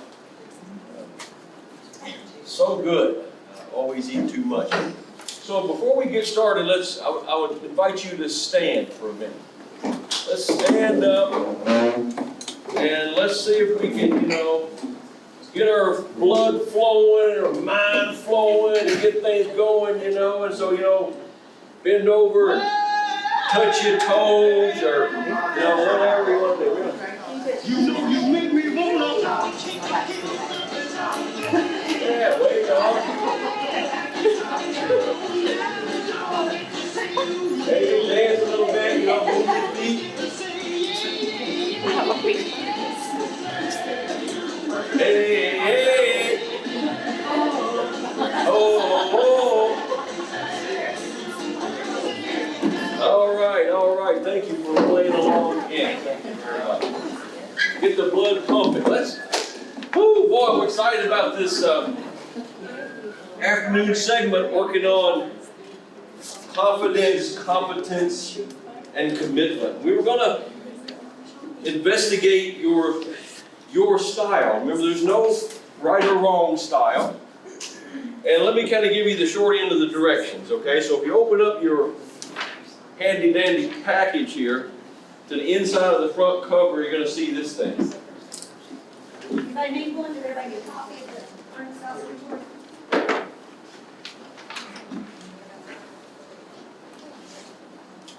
So, and if you get stuck and you go, what'd you say about that? Just please raise your hand, I'll come around and help you get on the right track. So, you'll notice at the top of the page, the directions.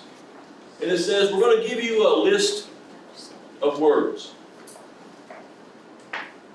And so if you go down and you see a row of words, right? A row. The first row row 1 is creative, personal, organized, and analytical. So you got those 4 words. Now go back to the directions at the top. So you're going to take each line and look at the 4 words presented to you. The word that you think is most like you, you're going to assign a what to it? A 5. Good. And then the word next like you, second most like you, is a 3, a 1, and a 0. So in line 1, as you take creative, personal, organized, and analytical, one of those words is going to get a 5, One's gonna get a 3, one's gonna get a 1, and one's gonna get a 0. And then you're just gonna address each line the same way. You're gonna assign a word in each line, a 5, a 0, whatever. And so you'll just do that with the 25 lines that are there. The next thing you'll need to do then is transfer those scores to the back of the document. So if you go to the inside cover of the last page, you're going to see a page that looks very similar. All right, so we're dealing with the front cover, inside cover, and the back inside cover really to get to your style. And so the back cover is a transfer. And you might even want to tear this apart, it makes it a little easier. So to transfer, you'll notice it has the same words, they're just in a different order. So for example, whatever number you assign to creative on line 1, you assign it to 5, 3, 1, or 0, then you just find creative over here and put the number. And so once you transfer your 25 rows over, the last thing we do is add each of those 4 columns, and you're going to get a score in the bottom. That score is going to tell us about your go-to, your natural style, your style. Okay? And then with that information, we'll talk about what's the big deal about it. Okay? So what questions do you have about the task? All seems clear. If you get finished, the stuff in the middle will give you some more background information on that. Okay? So you can go and start reading about yourself. Look at your biggest number of the 4 you have, and go read a little bit about that style. Read about yourself. Okay, we're ready to start then. We'll give you some time. It'll take about 20 minutes, 15 or 20 minutes, so we'll be fine with that. Ready, set, go. So let's think about this just as a whole for students, right? What does this all mean? So if you can see the screen, just to sort of highlight some of the things that are mastery-minded people. So they like an orderly structure. They like clear targets. I want to know exactly what we are doing. They want to set routine and rhythm. Let's get a routine going. I like routine. I like fact-based instruction. Give me just like Dragnet, just the facts. So those are mastery style. Mastery learners in the room, would you add anything to our list about you? We like activities like this. Yeah. We like data, and we like that data to end up research. Yeah, a checklist, right? There's nothing that makes a mastery learner happy than a checklist. I can check it off. Yeah. And also being just like staying on target till it's done. Yeah. Just, you know. Yeah, like you started out, right? Stay with it until you get to it. Okay, so I have a question. I have a question. So cool. So being an interpersonal, see, I look at this and that stresses me out because I'm like, that's too rigid. I have to have some fluidity. Yeah. So is that typical, like a behavior Yeah, style? it's 100%. These are attitudinal opposites. So an understanding style learner wants these things. They want to be stimulated. They want challenge, man. Give me something to figure out. I want to dig into this a little bit. I'll just do it because I like it. And the opportunity to think conceptually, explore bigger ideas.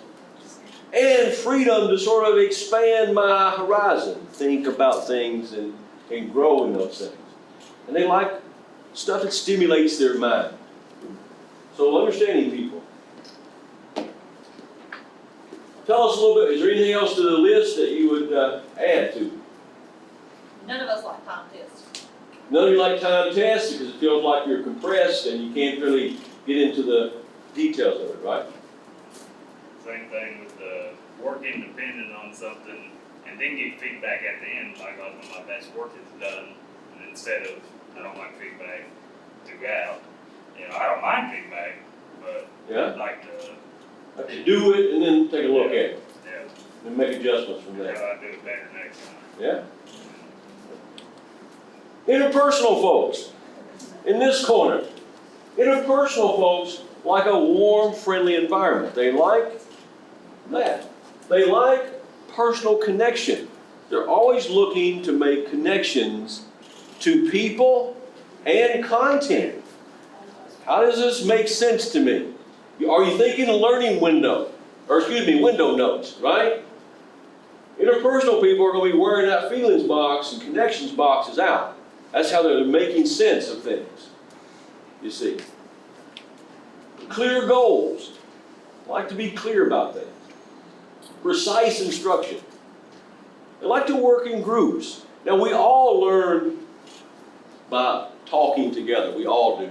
But interpersonal people like it. They thrive on it, right? How many interpersonal people talk to yourself? Like a bunch, right? I did not answer. I did not answer.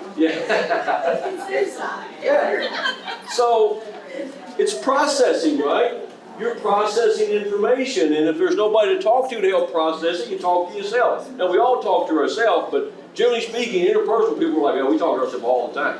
And might even answer ourselves when we get a chance. One interesting thing, I don't even laugh by myself. Like when my mom was in the hospital, she was in a coma, so I was the only other person in the room. Yeah. And like if I would watch like little TikToks, or if I would, I'd be watching a movie. I mean, I would laugh, and the nurses would just come in there. And so, yeah. We'll even laugh ourselves. You're processing in your own mind. That's the way. And so, like connections to personal lives, interpersonal learners. Would you add anything else that we haven't talked about? And our last group, self-expressive style learner, Tanya. Jan. I totally messed that up. Jan. Tanya's where that comes. Jana. Sorry, Jana. So, Jana and people who have the style of Jana like flexibility, like choice. Give me a choice. Give me something flexible. Like to be creative, right? I like to think about things in a different way. That inspires me. I can think about it in a different way. Like to things that spark my imagination. Self-expressive learners will sit in a classroom or in a workshop, and someone will say something, the teacher or the presenter. It's like, I love that idea. And for 10 minutes, the world disappears. You're chasing that thing, right? This has got my map. And I've missed a bunch of stuff because I was thinking, right? And we'll sometimes say, you're not paying attention. I'm thinking. You got me thinking. It's what you wanted me to do. Now you're fussing at me for it because I'm thinking. You see, so this is what happens to self-expressive learners. They like a warm environment, like to feel safe. It's very important. They like the chance to express themselves. I have a voice and I like to talk about it. I like to share my thinking, make connections. So styles, is there one style better than the other? No. It's just how we perceive and function and make decisions in the world. You see, what we have here is a dichotomy. We have the people on the left of me and the people on the right. And we perceive and make decisions in totally different ways. For example, let's think about buying a car. We buy cars differently, right? I mean, this side thinks about buying a car, and I'm going to see which one has the best gas mileage. And I'm going to see which one has the best safety issues, and which one has the highest maintenance and cost of driving, and all those details. They're very interested in that. And then they go, okay, so I like this car, so I'm going to go pick one out. Then you gotta calculate your interest payments. Yeah, so you got to figure out payments, he's doing So, yeah. So this side of the room buys a car like this. We go to the dealership. Whoa! I look good in that right there. Now, is it safe? Does it give good gas mileage? The dealer says, yes it does. Yes it does. Yes it does. I'm taking that one. I'm done with this. I'll see y'all later. You see?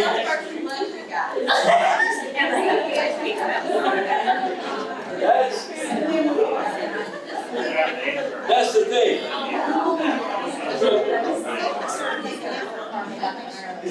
You get a Tanya in your class. We pick on self-expressive people. You get Tanya in your class. Tanya is the kid who showed up in my office all the time, right? Because they didn't have their stuff. Can't find their stuff. Don't do their stuff. Don't, oftentimes it's this situation. And, helping kids understand, wait a minute, you're this style. And that's good. There's a lot of success. You think about it. Self-expressive people are mostly artists, musicians. Interestingly enough, CEOs of major corporations. See? Because they are able to see the big picture. They can rally the troops. They have all these skill sets, strengths, assets that help them do that. Everybody has a strength asset for a style, but it also comes with cons.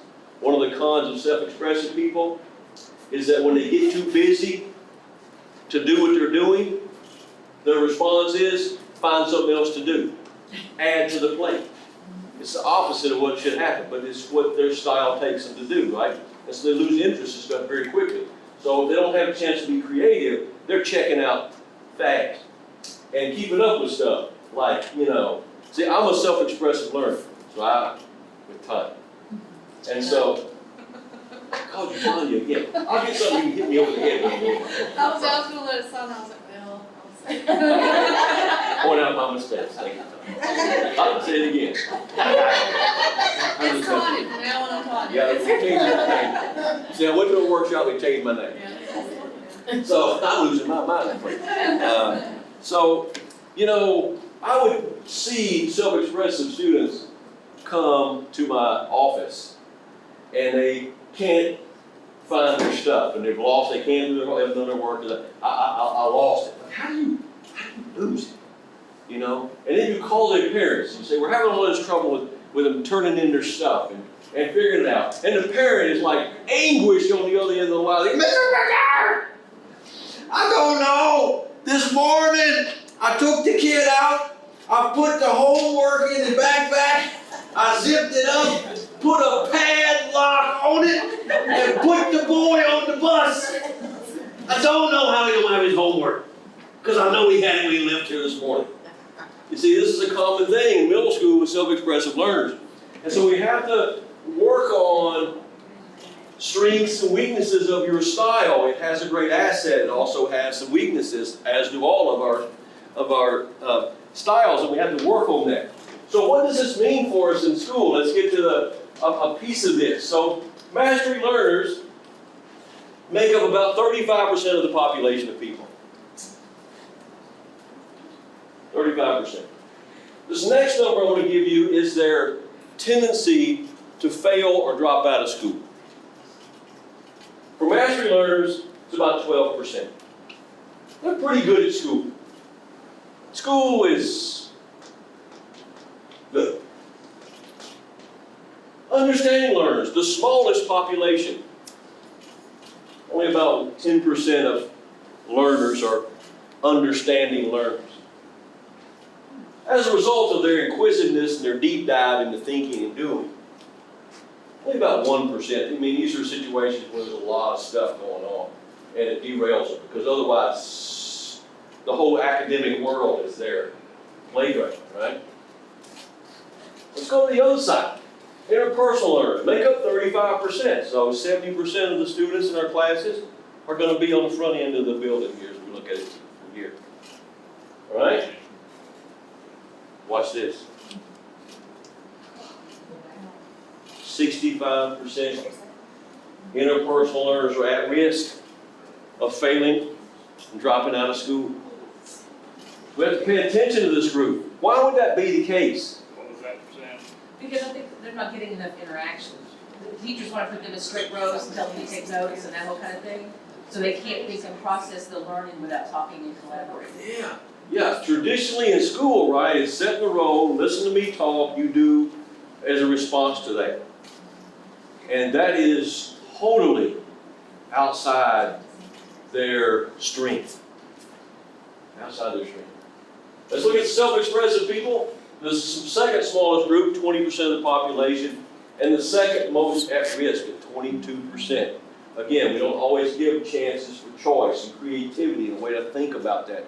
So what's really interesting to me at this is when we were teaching our teachers in our school about this research and doing a thing like we're doing here, at the end of the first 9 weeks, I had all the teachers come to our weekly training with a list of kids that had D's or F's in the first 9 weeks. List them on the wall. And put their learning style. Can you guess what happened? You saw it? We saw. Almost every kid on the board that afternoon was interpersonal or self-expressive. Not all, but by far the most. And the teachers were like, we've been studying this and thinking about it, and it's still happening to us. We really have to think about how do we build the strengths in our students and use those. Questions, comments, snide remarks about style?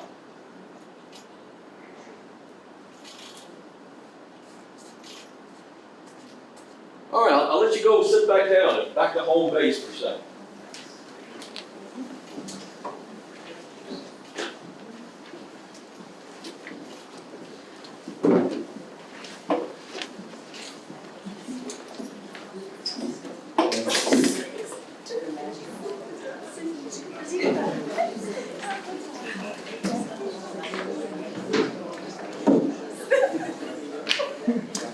So let's reflect on this hour we spent thinking about style and kids' strengths.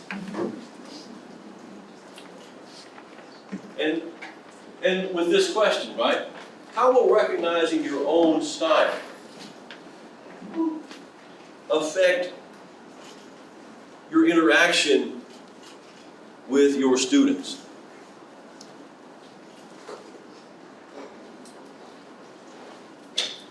We have to be open-minded that they're not all just like us, and the way that we learn may not necessarily be the way that they learn, and we have to find ways to engage all of them.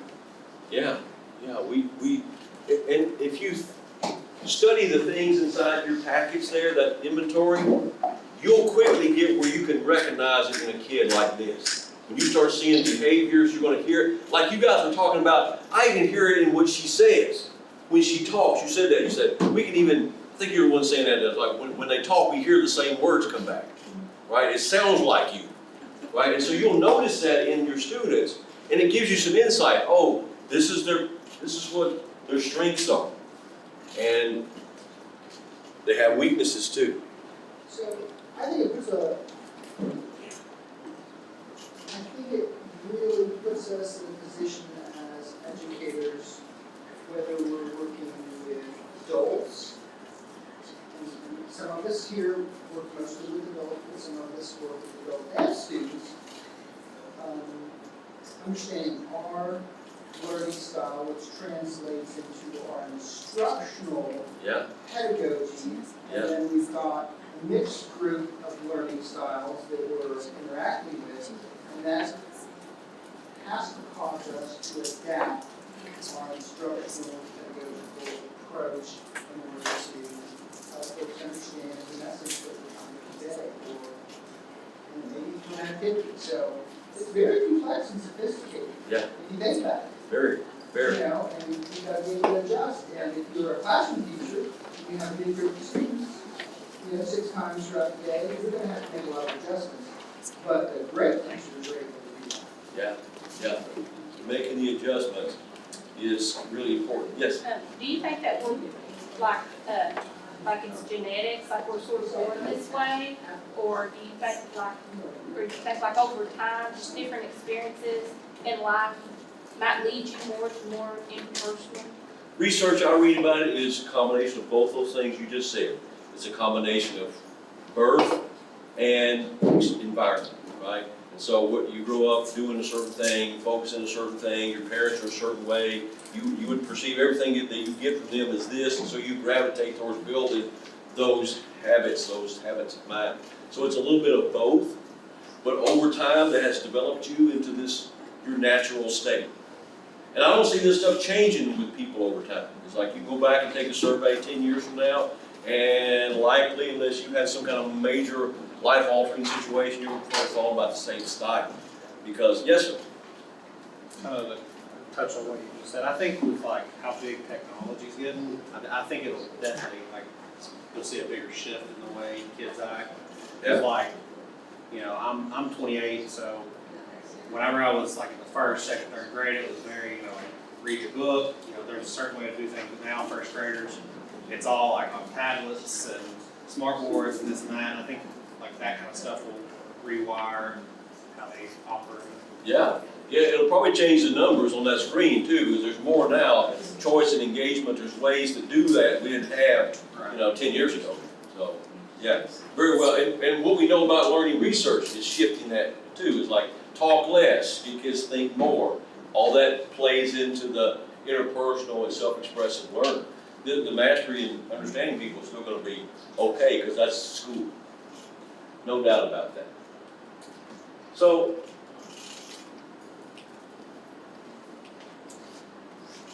what style is best? I've said all along here that no style is best, but there's some research on this. So let me give you the research that's been conducted around this idea of learning styles, the things that we've been dealing with today.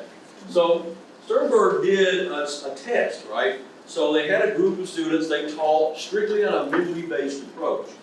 They took another group and they taught them in a strictly analytical approach, an understanding mindset. So only taught understanding mindset. Only taught in mastery mindset.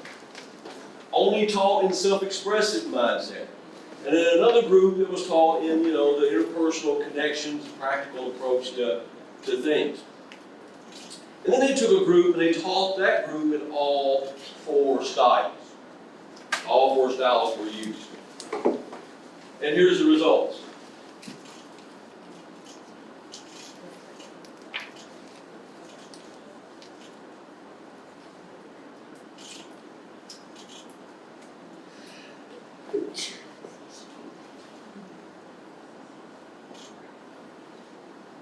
So the answer to the question is, you posed this earlier. Is there one style we should be teaching in for a kid all the time? And the answer to that is no, according to the research. Research says that kids who are taught using mastery type strategies, using interpersonal opportunities, using self-expressive creative opportunities, giving kids the time to get into detail and think about that stuff, you're rounding them out, right? You're giving them, you're helping them with their assets, you're also building their weaknesses. And so you make them stronger. And you build their confidence and their ability to do things, to know how, learn things. So teaching, using all styles in your classroom is the way to go. So we don't just teach one way. And see, this would be a difference is in that we said about bodily kinesthetic, visual and stuff. So says, that research says teach kids in this. Well, why do we only assess children in one way? Right. That's a question we talked about earlier, is that sometimes there's a better way to do that. And, yeah. Oh yeah, that was absolutely facetious, but. So let's talk about, thank you for your participation in that little activity. I hope it creates some thinking in your mind about, wow, now, my kids come at this a little differently. And I want to introduce to you a tool, and you can find this tool in your book on page 70. So if you get your book out, page 70, this is called Questioning in Style. Questioning in Style, page 70 in your text. So questioning in style is an important skill because what do we do a lot of in school? We ask questions. It's a normal part of a teaching day. I ask questions. But it turns out that, well, first of all, there are 4 types of questions. There are recall questions. There are reasoning questions. There are imagination type questions. And there's relating questions. And yes, they correlate to style. Right? So, here's what's interesting for us in our practice. So when we're asking kids questions, and you can teach your collaborative teacher this move, because your collaborative teacher is also asking questions. Different questions, we respond to different questions differently. All right? And so a way to increase your engagement is change the question, change your thinking. Ask me a question in a different way, and it makes me think about it in a different way.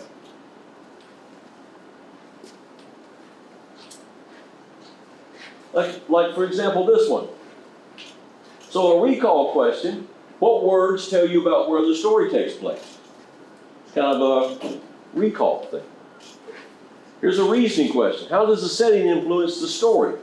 Give 3 examples in the text.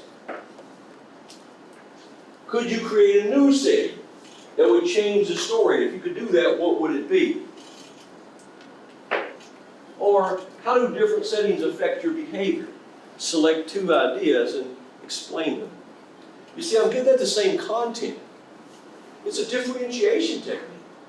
I can differentiate attack assets by saying, for you all, here's 4 different questions. Now you answer the one you feel best about. So that's one way of going about this.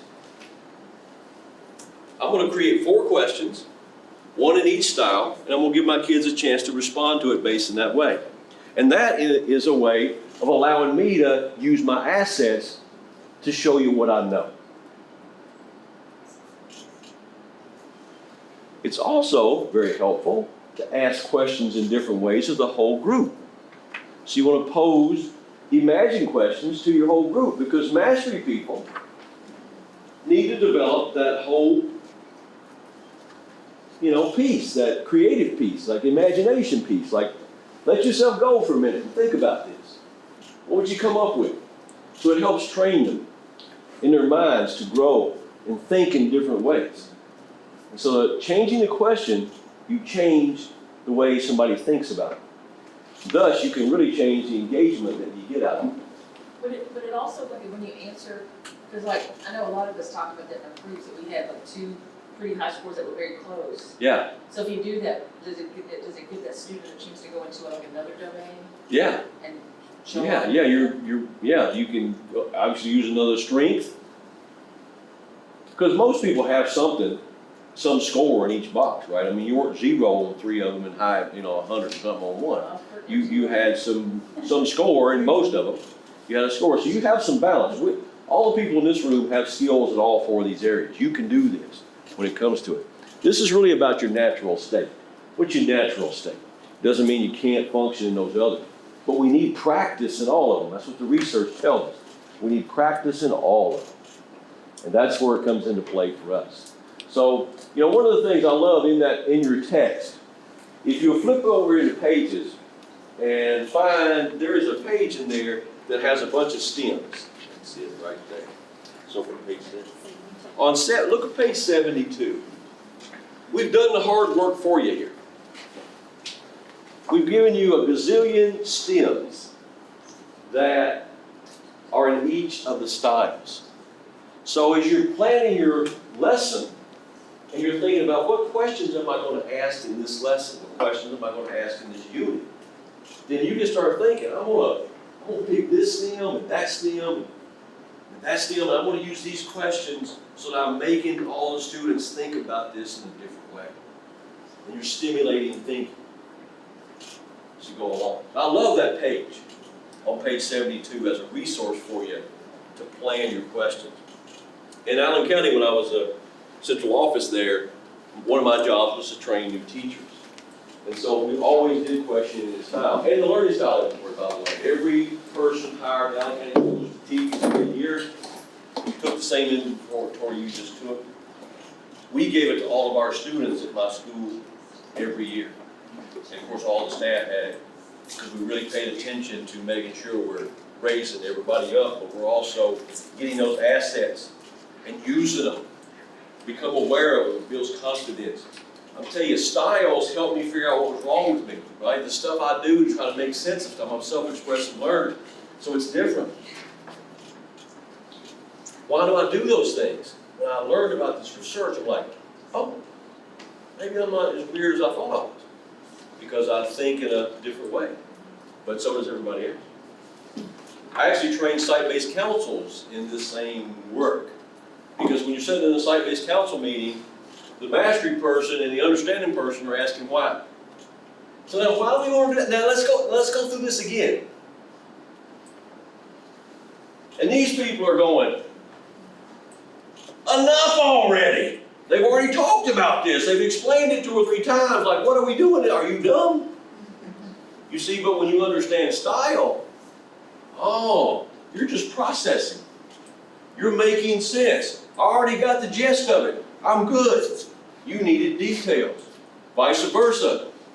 You know, this group here is going, I've got it. The other one says, they don't care nothing about it. They don't ask no questions. They don't pay any attention to it. They don't care. No, I got it. I got it. I'm good. You don't have like a little graphic or something where you can tell us like, so if I know my self-expressive kids, because I would have to have direction in this, then I mean, are they gonna be good ones to like lead groups with those of us? And that other category, I mean, do you guys have anything like that that you tell us what to do? Like how to pair kids off and stuff like that, or? No. I'm just saying. Yeah, no, I know what you mean, like group them, right? Group them in like minds. Sometimes good to group in like minds, good to group them in unlike minds, right? Put one in each category and say, here you go. Now y'all figure this out, work together. Similar question, but on the opposite end of the spectrum, how do you do your professional assigning of that? Would you want to have both types of personalities in the classroom to be collaborating, or would they clash and not be of any benefit to any student learning? I think based on the research, is that diversity is good because you want to hear different points of view. But the thing we want to come across is that people have different points of view because they're processing it differently. It's why the person asks why, or the other person says, hey, I already got it. And you know, the person wants, tell me what you want me to do. And the other person says, do not give me a list of stuff, just tell me the ideas and I'll go with it. You see, those are just differences in people, and I need to understand that there's a difference. It's just how you process. Are some people lazy and just don't do stuff? Of course. So you don't discount, oh, they're lazy, so they must be self-expressive learner. No. That some people are just lazy, and that's just that. But in terms of learning, preferences matter, which I like diversity because the research says teach people in diverse model. Get all exposure. That's why you want to ask self-expressive type questions, interpersonal type questions, mastery type questions, understanding type questions. Because it forces me to think outside of my comfort zone, but that builds a skill for me. That makes sense? It's a lot to take in. And as the gentleman said, it's complicated, complex. But I love questioning style. It's just thinking about how do you ask a question in a little different way. I was going to jump over this. You put things in, you hope you have time for it, and you don't always do them all, and this is one I'm going to skip. But I want to introduce this because it's another way of assessing. That's come up a time or two, is how do we assess this. This we call a task rotation. And in a task rotation, you can actually create tasks that ask kids to do something in their style. And again, if you want to do a culminating event, you want kids to show what they've learned, then you can create an understanding task, a mastery task, a related task. And they're very similar to the questions, but it puts kids in that situation where they can show you what they've known using their assets. And I think that's very helpful to us in with kids with learning disabilities. That you're really then helping them use their confidence, build their confidence in what they know how to do. So certainly a task rotation. Did I put task rotation in your packet? I was thinking about, particularly in instance where Absolutely. So in thinking about things like this, you give them a chance to, think about it and work in it in a different way. And so here's an example of a task rotation. Did I put task rotation in your packet? We did. Wasn't there? Yeah, I didn't think so, because I had a few slides on it. I will send, Dion, that to you, and you can send it out to everybody who's here. yeah, we will. and the task rotation, because it takes the tool, teaches the tool on how to do a task rotation. A very good, useful tool for all kids, certainly helps with your students with learning disabilities, right? So here's an example. Here's another teacher doing simple machines, so something out of, tech classes or something. And here's a science one. The teacher said, we're going to define some words, or here's a situation, right? We've got a box full of feathers carried across a room by your classmate. And then here's a scenario. How could this be true? How would you do this? See, so that gets into thinking. They love that type of thinking. And then interpersonal and self-expressive examples of that. And then a fourth one, just on, this is around first impressions, right, about characters and stuff like that. And look at the self-expressive one. Select an object from the above to describe each character and explain why you feel the object best represents it. See, that's a very creative, imaginative thing. Mastery people, understanding people will be like, that's garbage. I don't want to do that. But a self-expressive person thinks, man, I can rock with that right there. That sounds like a lot of fun to me. And so you're really able to give kids a chance to show you what they know out of a task that fits their asset, fits their strength. It's funny that you resonate with that. To me, that sounds like a Facebook tweet. What Disney princess and my best, I'd never get that way. Right. It's insanity. Right. But it's cool seeing the other perspective. Yeah. So, yeah.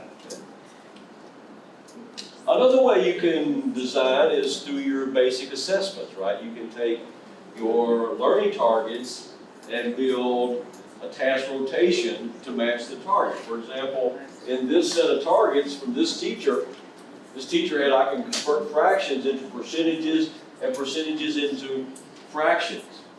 And so on their table here then, they created a task rotation, but here's a mastery question to target that works on that target.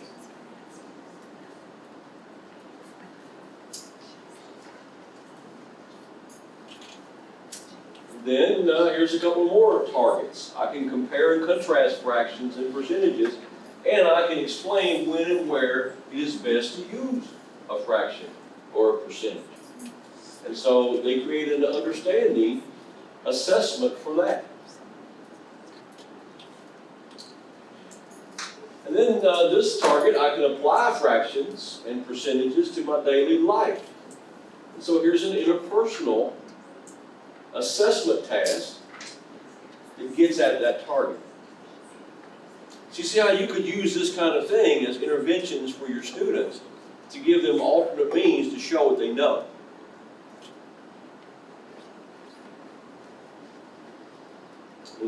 Even in your collaborative classroom. And I can develop a personal perspective on fractions and percentages. And in this one, it's a self-expressive task. Here's what they set up for them to do. So they took their targets and built, in the 4 styles, an assessment task. And all kids did this, right? So you're working outside your style. They were building the style.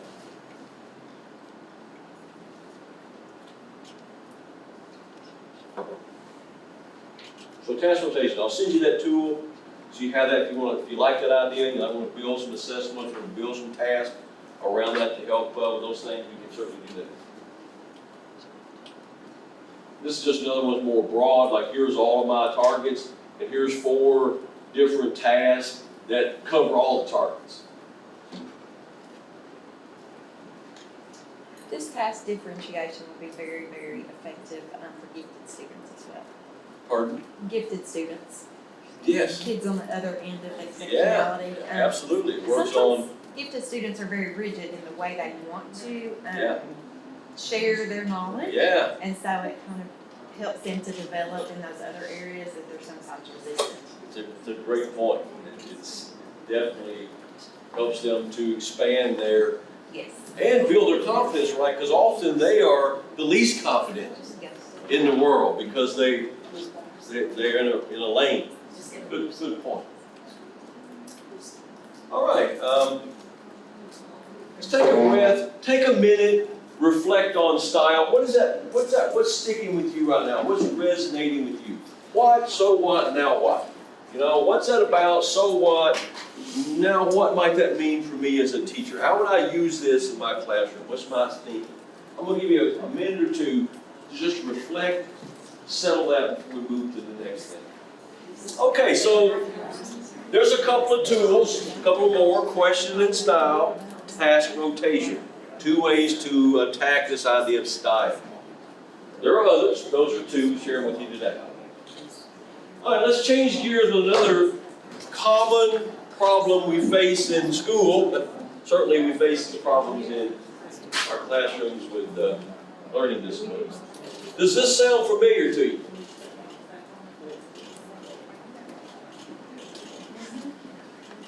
We need students to be more motivated and engaged in school. That sound familiar? Well, you know, you're not alone, because it's the #1 request on teachers' wish list. If you ask teachers, what do you want more of from kids, often shows up as, I need more motivation, I need more engagement, I need more. So this requires building these things we're thinking about: competence, confidence, and commitment. I want you to think of a time. So calm your mind. Try to think about a time when you came upon something challenging in life and you worked really hard and you overcame that. You came out the other side. Think about that moment, and then what factors contributed to that success? Think about that.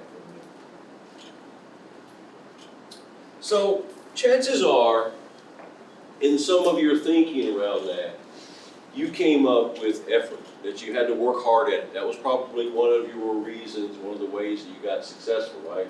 And we know this is true because we know that effort leads to improvement. And that improvement builds confidence. I'm getting better, I'm feeling good about it. Yes, I'm getting a little better, I'm feeling better about it. It builds my confidence, right? And confidence leads to resilience. It leads to my ability to have perseverance, to stick it out, to do those things. It all begins with this idea of effort, right? Here's the problem. This is the reality. It's hard for us sometimes to imagine, but it is a reality for kids. Students are unaware of the value of effort. They have zero models sometimes at home that their effort leads to getting better. So you don't always think about it. And so they attribute success and struggles to stuff beyond their control. I'm not smart. Janice is smart. I'm not. So they begin to believe that they're good or bad at school. I'm just not good at school. Have you ever heard a kid say that? Have you heard an adult say, I ain't good at math? Yeah, you see? And asking kids to work harder, study more, do this, will not change effort. We, the teachers, have to do these things. We have to help kids understand what it means to put forth an effort. What does that mean? How would effort impact my success? And most importantly, you, the student, have control of the amount of effort you put in. You control that. These are 3 critical ingredients for supporting effort. What it means to put forth effort, how it impacts your success, and you control it.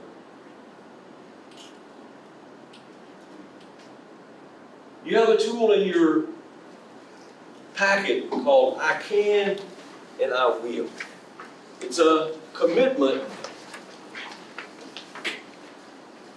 It helps students understand their beliefs about learning, and it highlights the connection between effort, attitude, and achievement. I can and I will. Because I can is a belief. I will is the commitment. And so it's a really good tool you can use with your students as you want to begin working on connecting effort to achievement, effort to success. when you pose that question, one word came up, and that's conviction. Whenever you have either a self-conviction to do something or an extrinsic one, such as a parent being like, well, you will not fail, you will, having that support, like, you can do that, you just have, and what you're saying, a lot of, especially in eastern rural Kentucky, they don't have that external conviction to tell them that there is no other option, you will do that, and you, not in a forceful way, but you can do that, and we will accept nothing less than, you being able to, even if it's a C, it's not failing, and a lot of students, they fall out of that because there's no background pushing force of being like, yeah, you can do that, or have any belief in them.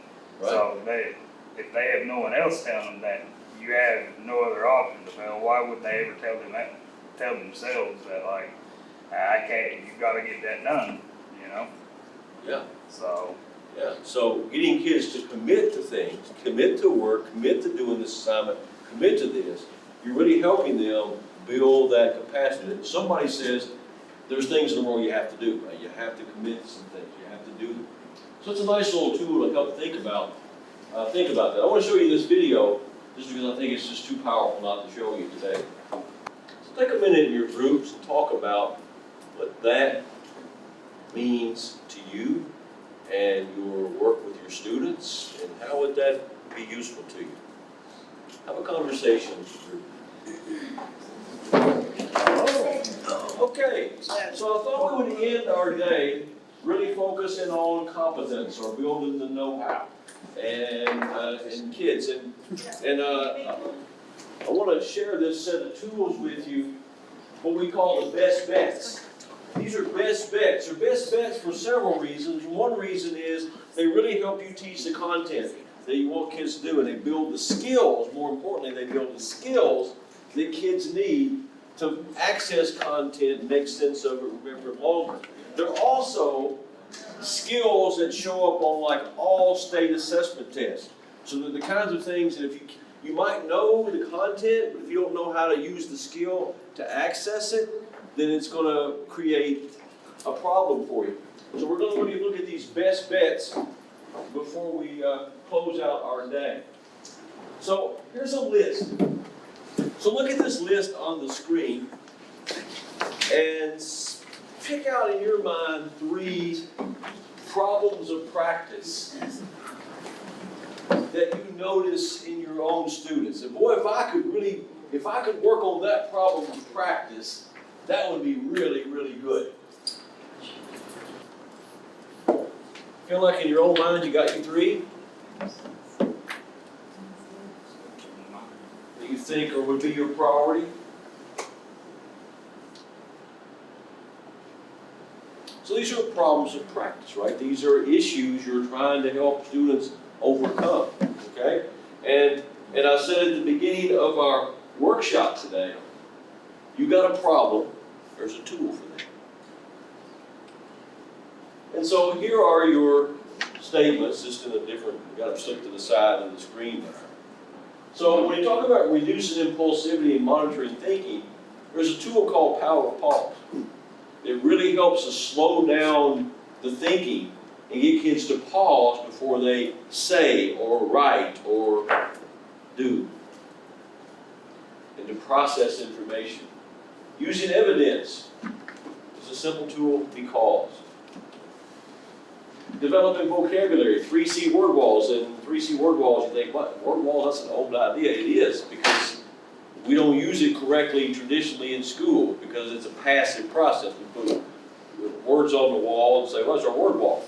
But we fail to interact with that, use it to our advantage. And so becoming an interactive word wall, that's what that tool is about. Making comparisons. Woo, man, I love. Describe first, compare second. That is the greatest comparison tool. Close reading and finding textual information. Scavenger hunt. Take a position, develop an argument. This is a tool called forced choice. And power preview, to really access prior knowledge. We know the learning theory says you have to tap into background knowledge. If you don't do that, you really lose kids in terms of getting their interest and commitment to learning. Analyzing content through word problems. We've looked at this tool, window notes and math notes. And comprehension questions, responding to those questioning style. We've also talked about that tool today. So we're going to participate in a tool palooza. I told you it's like the 4th of July, right? We're going to do it a little bit differently because our numbers would make it necessary to kind of make an adjustment. So this is how we're going to do it. So at your table of 5, okay? So instead of group 1, you can think about it as person 1. So figure out at your table who's person 1, who's person 2, who's person 3, who's person 4, and who's person 5. Okay? And so do that quickly. Have a discussion. Who's going to be number 1? Who's going to be number 2? Who'll be 3, 4, 5? Just please don't make me. Yeah. So this was 1, 2, 3, 4, 5.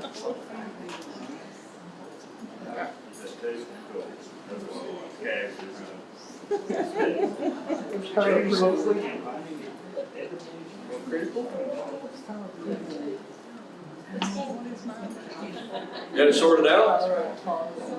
So whatever number you are, you're going to take on the tool on the screen. Like person number 1 is going to take on describe first, compare second. Now, the tools are in 2 places. Most of the tools are in your orange book. And you can go to the back of the book, and there's an index of tools, so you can find it very quickly. For the other tools, they're in your packet. So you have, like describe first, compare second, that's in your packet because it doesn't occur naturally in your tools book.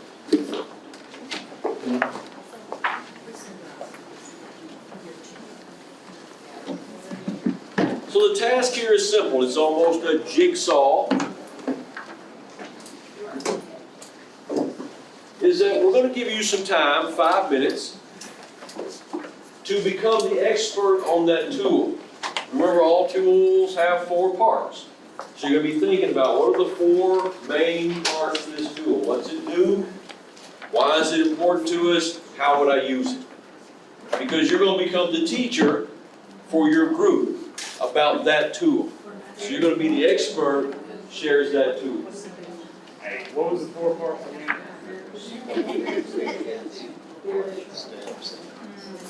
The 4 parts is, what is the tool? What's the benefits of the tool? What are the steps in the tool? Then there's some examples in teacher talk. What's just stuff about it. Different ways to think about it. So everybody's got a number, everybody's got a tool they're going to get an expertise in. So read the tool, make notes of whatever you need to do to be able to teach it to your table mates.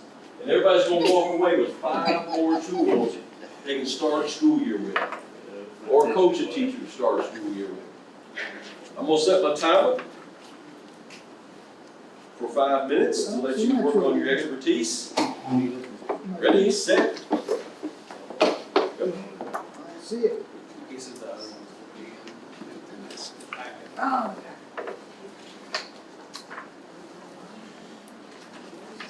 Stand. You got fixated on the book.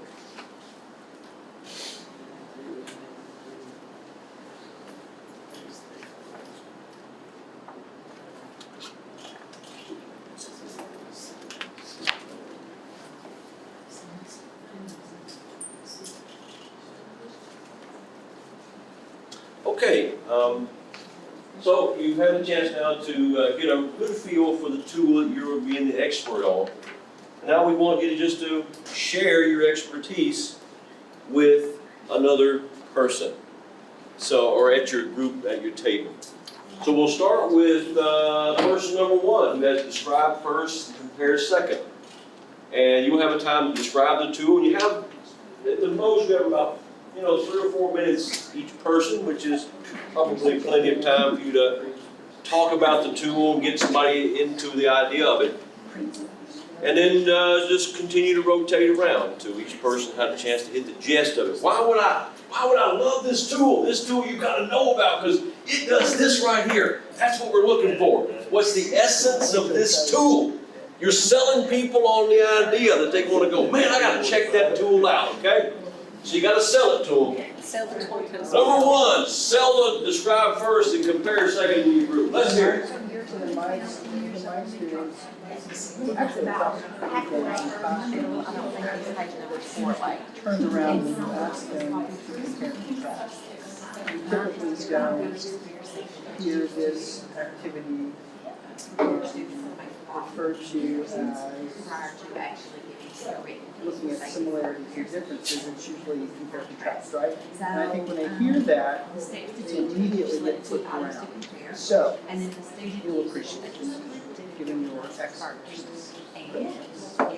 If we expect students to master the script and conducting a comparative analysis, that's what we're talking about. This tool will help you with that, right?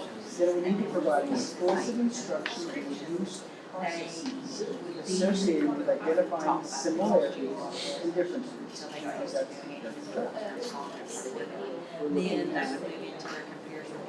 The similarities and differences side by side.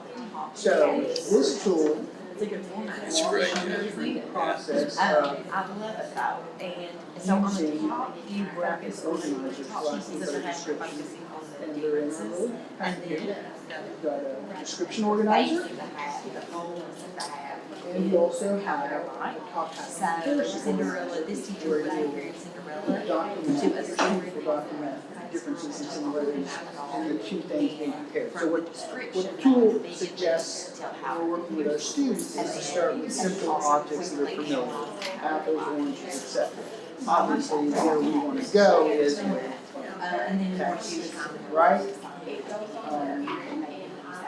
And the concepts, whether they were scientific concepts or mechanical concepts, but this is a tool to help them separate out those pieces that they've heard as compare and contrast. Because when they hear compare and contrast, they shut down oftentimes. Not all people, but many of them do. I know I did it on the show. You know, I just kind of got a little bit confused about what I was being asked to do. So, by using these two organizers, I mean, the key, first and foremost, is to have them very carefully and thoroughly describe those objects or concepts, etc. That's really, and I think the mistake that we make is we immediately gravitate toward asking them to compare and contrast, to look at similarities and differences, instead of just describing what it is. That's the key. In my opinion, the key of the success of this tool is asking your students to first describe verbally the two things that they're being asked to evaluate. And that's probably the operative. And then to depict it in a description organizer, and then from there, step two, and really the last step, is to put it in that, what's called in here a top hat, comparison organizer. And I don't like that title, because Okay, you haven't switched already, you can switch to person two. and differences within that same graphic organizer. So, that's this tool. Probably not. That's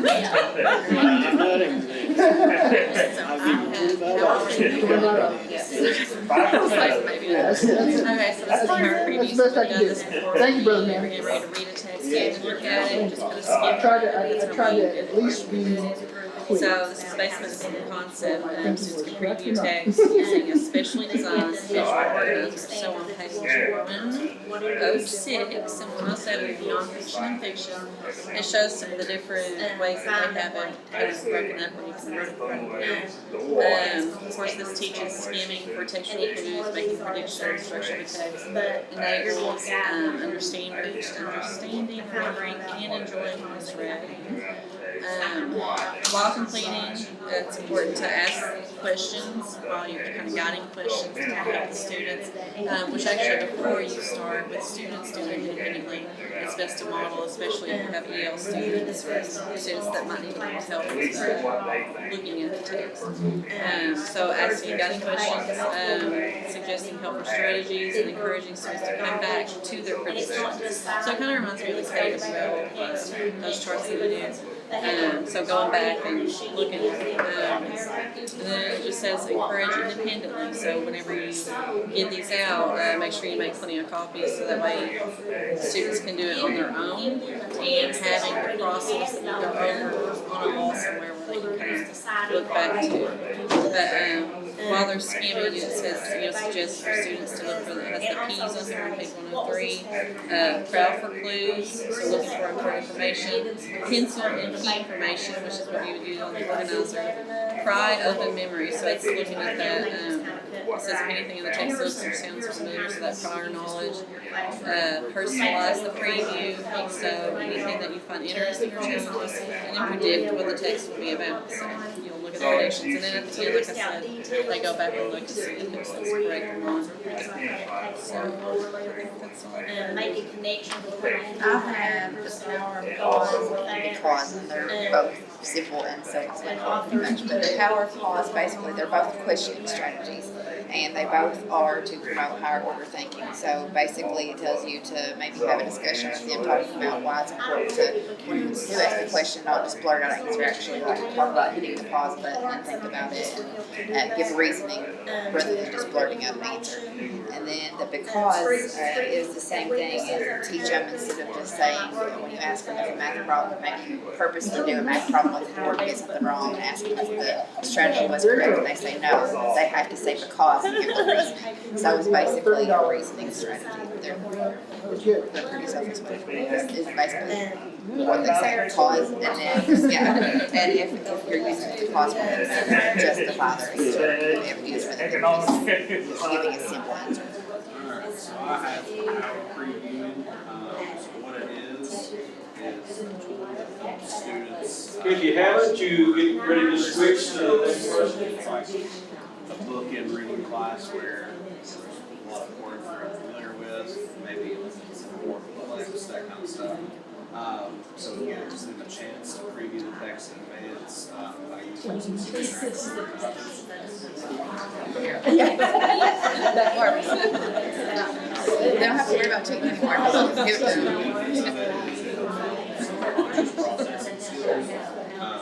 That's pretty good. That's pretty good. I like that a lot. She beat them at their own game.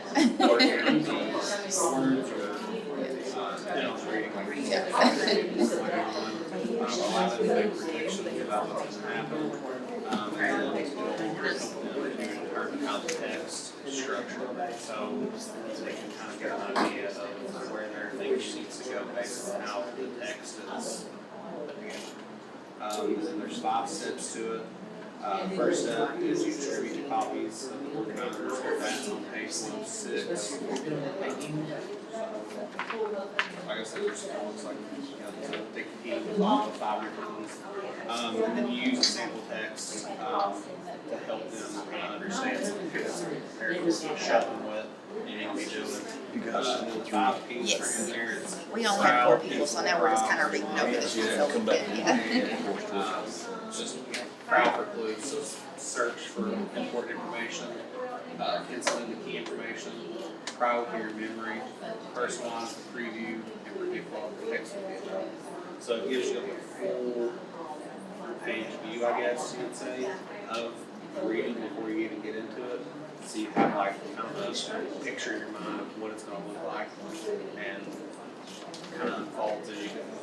And then you get the student organizer, you help them reflect based on the reading that they're doing, and then try to remind them to use this, not necessarily just in class, but in their everyday life. So it shouldn't be something like a bell ringer, it's something you have to do every day you come in. Use that as like a tool for them without you having to listen. And then 2 good classroom uses. It'll teach the students a strategy that they can use for rigorous text, like I said at the beginning. And then it helps them become active and engaged readers. Because if they're doing all that thinking before they read, then they just become like a second nature, brain conscious, think they're just gonna always it's about it. Just.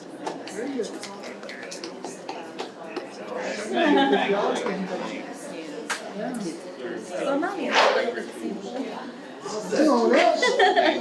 But this one is the power of college, and the purpose of what it is it highlights to promote students to read when they're to be able to reflect and ask questions. Do you have a switch to get to a spot where you can switch to the next person? I like that. Helps students engage, to question, learn more about whatever the student says. Because once they pick benefits, it goes next, they can encourage them. But they like you said, some of them are like readers being able to not be super defensive. So that's where it gets kind of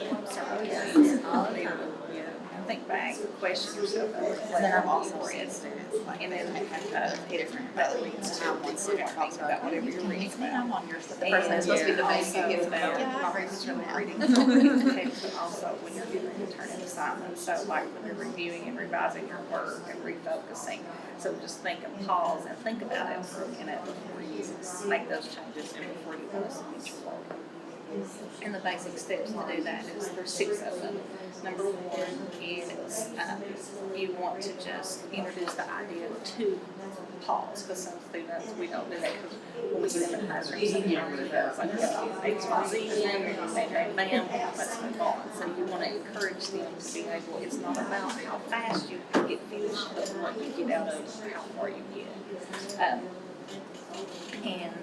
So some questions that you can ask your kids to help get them in the habit of it is, how would you benefit if you were to pause and think about this? And how might it help you? How might it help you after you read? And then the last one about submitting your assignments before you get to the end of the submit, how will it help you? Just stop and pause and think about it for a minute before you submit it. The next one is explain that you're going to, as a teacher, you're going to encourage them to use that pause. You're going to provide opportunities for that. You're going to build it in your schedule. So what was your favorite tool? And recurring reminders and hours to do that. Gavin, that's what I was just saying. The third one is to build it in your schedule. The second one is to do the reminders. Number 4. So much more powerful than Venn diagram. When you're doing teaching, when you're doing your think lessons, when you're teaching, you model that process. 5 is just encourage them to do it independently. It's like not just when I give you the opportunity, but when you're doing independent work, encourage them independent, but for them to do it independently. There's no place in the top half. And then when they're doing that, they think of 2 questions. When and why about whatever they're reading. And then the last one is to share and reflect their experiences and practices. To share and reflect. And then on page 99, there is a student response, and that's her number 6 that she reflects on what she will be able to do. How we use that in the classroom is really just help the students recognize the power of being able to do that. And the purpose is to enhance the learning.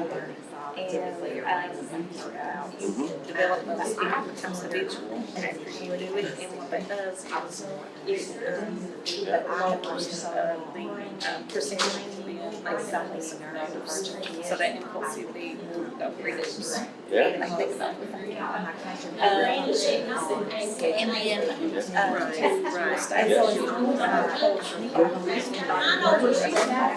and then to be able to.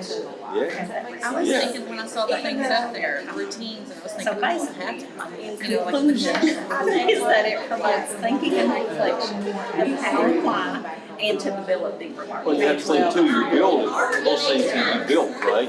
So the more you practice and use them, the better they get. So yeah, it's over time, the numbers will probably come. I did all that without reading the book. Because you're using You did write a bunch of stuff in there. Alright, so you got forced choice. This tool engages students in discussing and reviewing critical content. It also teaches them a way to pick a side and defend that side, gather evidence and defend that side of that position. It looks at using controversy as a motivator or achievement booster, and it promotes and encourages engagement and makes students think deeply and have critical discussion skills, which are important not only in the classroom but in life. Side and defend that side. You know, it's the Yale part, so yeah, we know that. So the steps involved, there's 6 frames to choose from on pages 96 and 97. So there's 6 steps. First, you choose a frame that you want to use. Then you develop a question that allows for discussion, not a yes or no answer, but something that has to be an open-ended discussion question. Then you present the question or student or statement to the students, give them time to process that information, to gather to pick a position or a side, to gather their evidence, and to make a way to present that evidence to support their opinions. Then you prepare the students by modeling the tool yourself, just like Dr. Roach said. Like you said, you have modeling, I do, you do, then you do. Then you would invite the students to share their position and their side of the story and to the rest of the class. And then 6 steps the process on the learning by using this tool, and it promotes conversation and deeper understanding of critical content. Also uses controversy and debate as a means of stimulating student engagement, develops students' ability to support a position, and develops essential speaking and listening skills. Congratulations. Yeah, so which, I have a question. Sure. Forced choice frame do you prefer? Okay, group, You have one that you let me like? pull you back together. I cannot leave in good conscience without one of my all-time favorite tools, memory box. Here's what I want you to do. One last thing before we go home. You had the hardest one. Get yourself a clean piece of paper, a clean screen on your computer. Doesn't make any difference, a place to write, okay? And so you got a clean sheet of paper, you got a clean screen, you got something. Memory box. Woo, man alive, what a tool this is. You're going to want to put this one in. We've got blank paper we can hand out. Yeah, either way. You got a piece of notebook paper, doesn't matter. Back of your form, all that's good. We'll bring it in. Here's what I want you to do. I'm going to give you 2 minutes. 2 minutes. 2 minutes to write down everything you remember so far today. Everything you can remember. Words, phrases, thoughts, ideas, everything you can remember. Ready, set. Everybody looks ready, go. 2 minutes, write as fast as you can. Everything you remember today. What's sticking with you? What's sticking with you?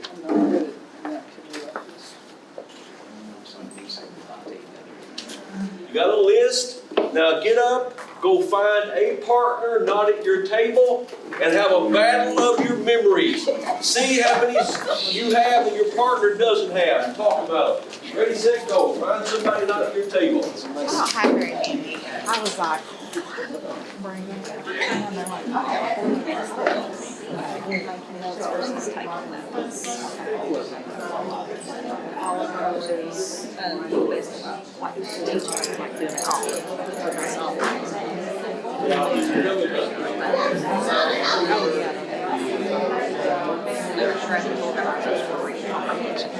I would talk back, jigsaw,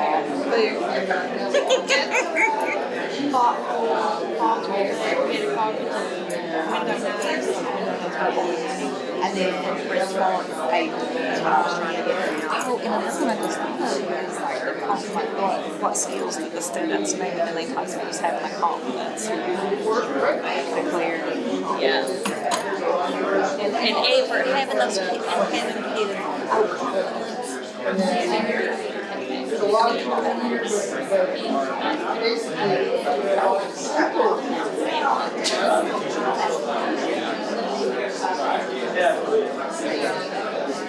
Competent and commitment is a big one. Now that I'm talking to you, I'm understanding what things and how important it is that the ones help out and how it's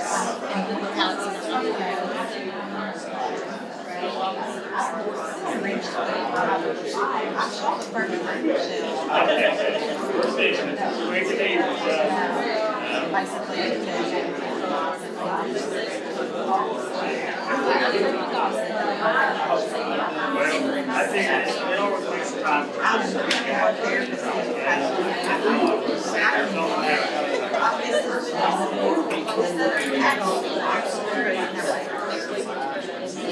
pretty excited.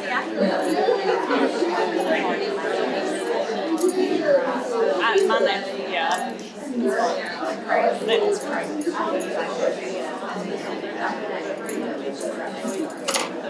Okay, so you can thank your partner, thank you for sharing your information, and head back home.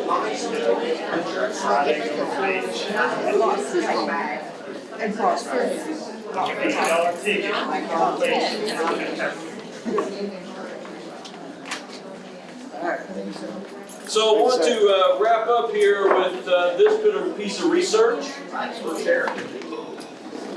Memory box. Why would you want to use memory box? Use it 2 or 3 times a week because it builds in repetition and it strengthens memory. It helps kids learn material, remember it longer. Use it 2 or 3 times a week. Here's a study we did with a school district in New Jersey. Notice teachers used this, 100% used it with their students 2 to 3 times a week. Beginning of class, middle of class, end of class, it doesn't matter what time. Is that you want them to think about what they're learning, talk about it with other people, churns it up, churns it up, churns it up. Ends up, look at performance on tests. Low achievers get big results. Average achievers outscore the ones without it. And then even high achievers benefited from this tool. Yes, ma'am. I've used this with my AP US history and my US history classes. And they would do the first time, alone, and then they would go to a partner, then go to a partner, and they would do that the whole class the day before the test. Yes. Oh, beautiful. And you saw results. There's proofs in the pudding. KVEC, you are the greatest. Thank you so much.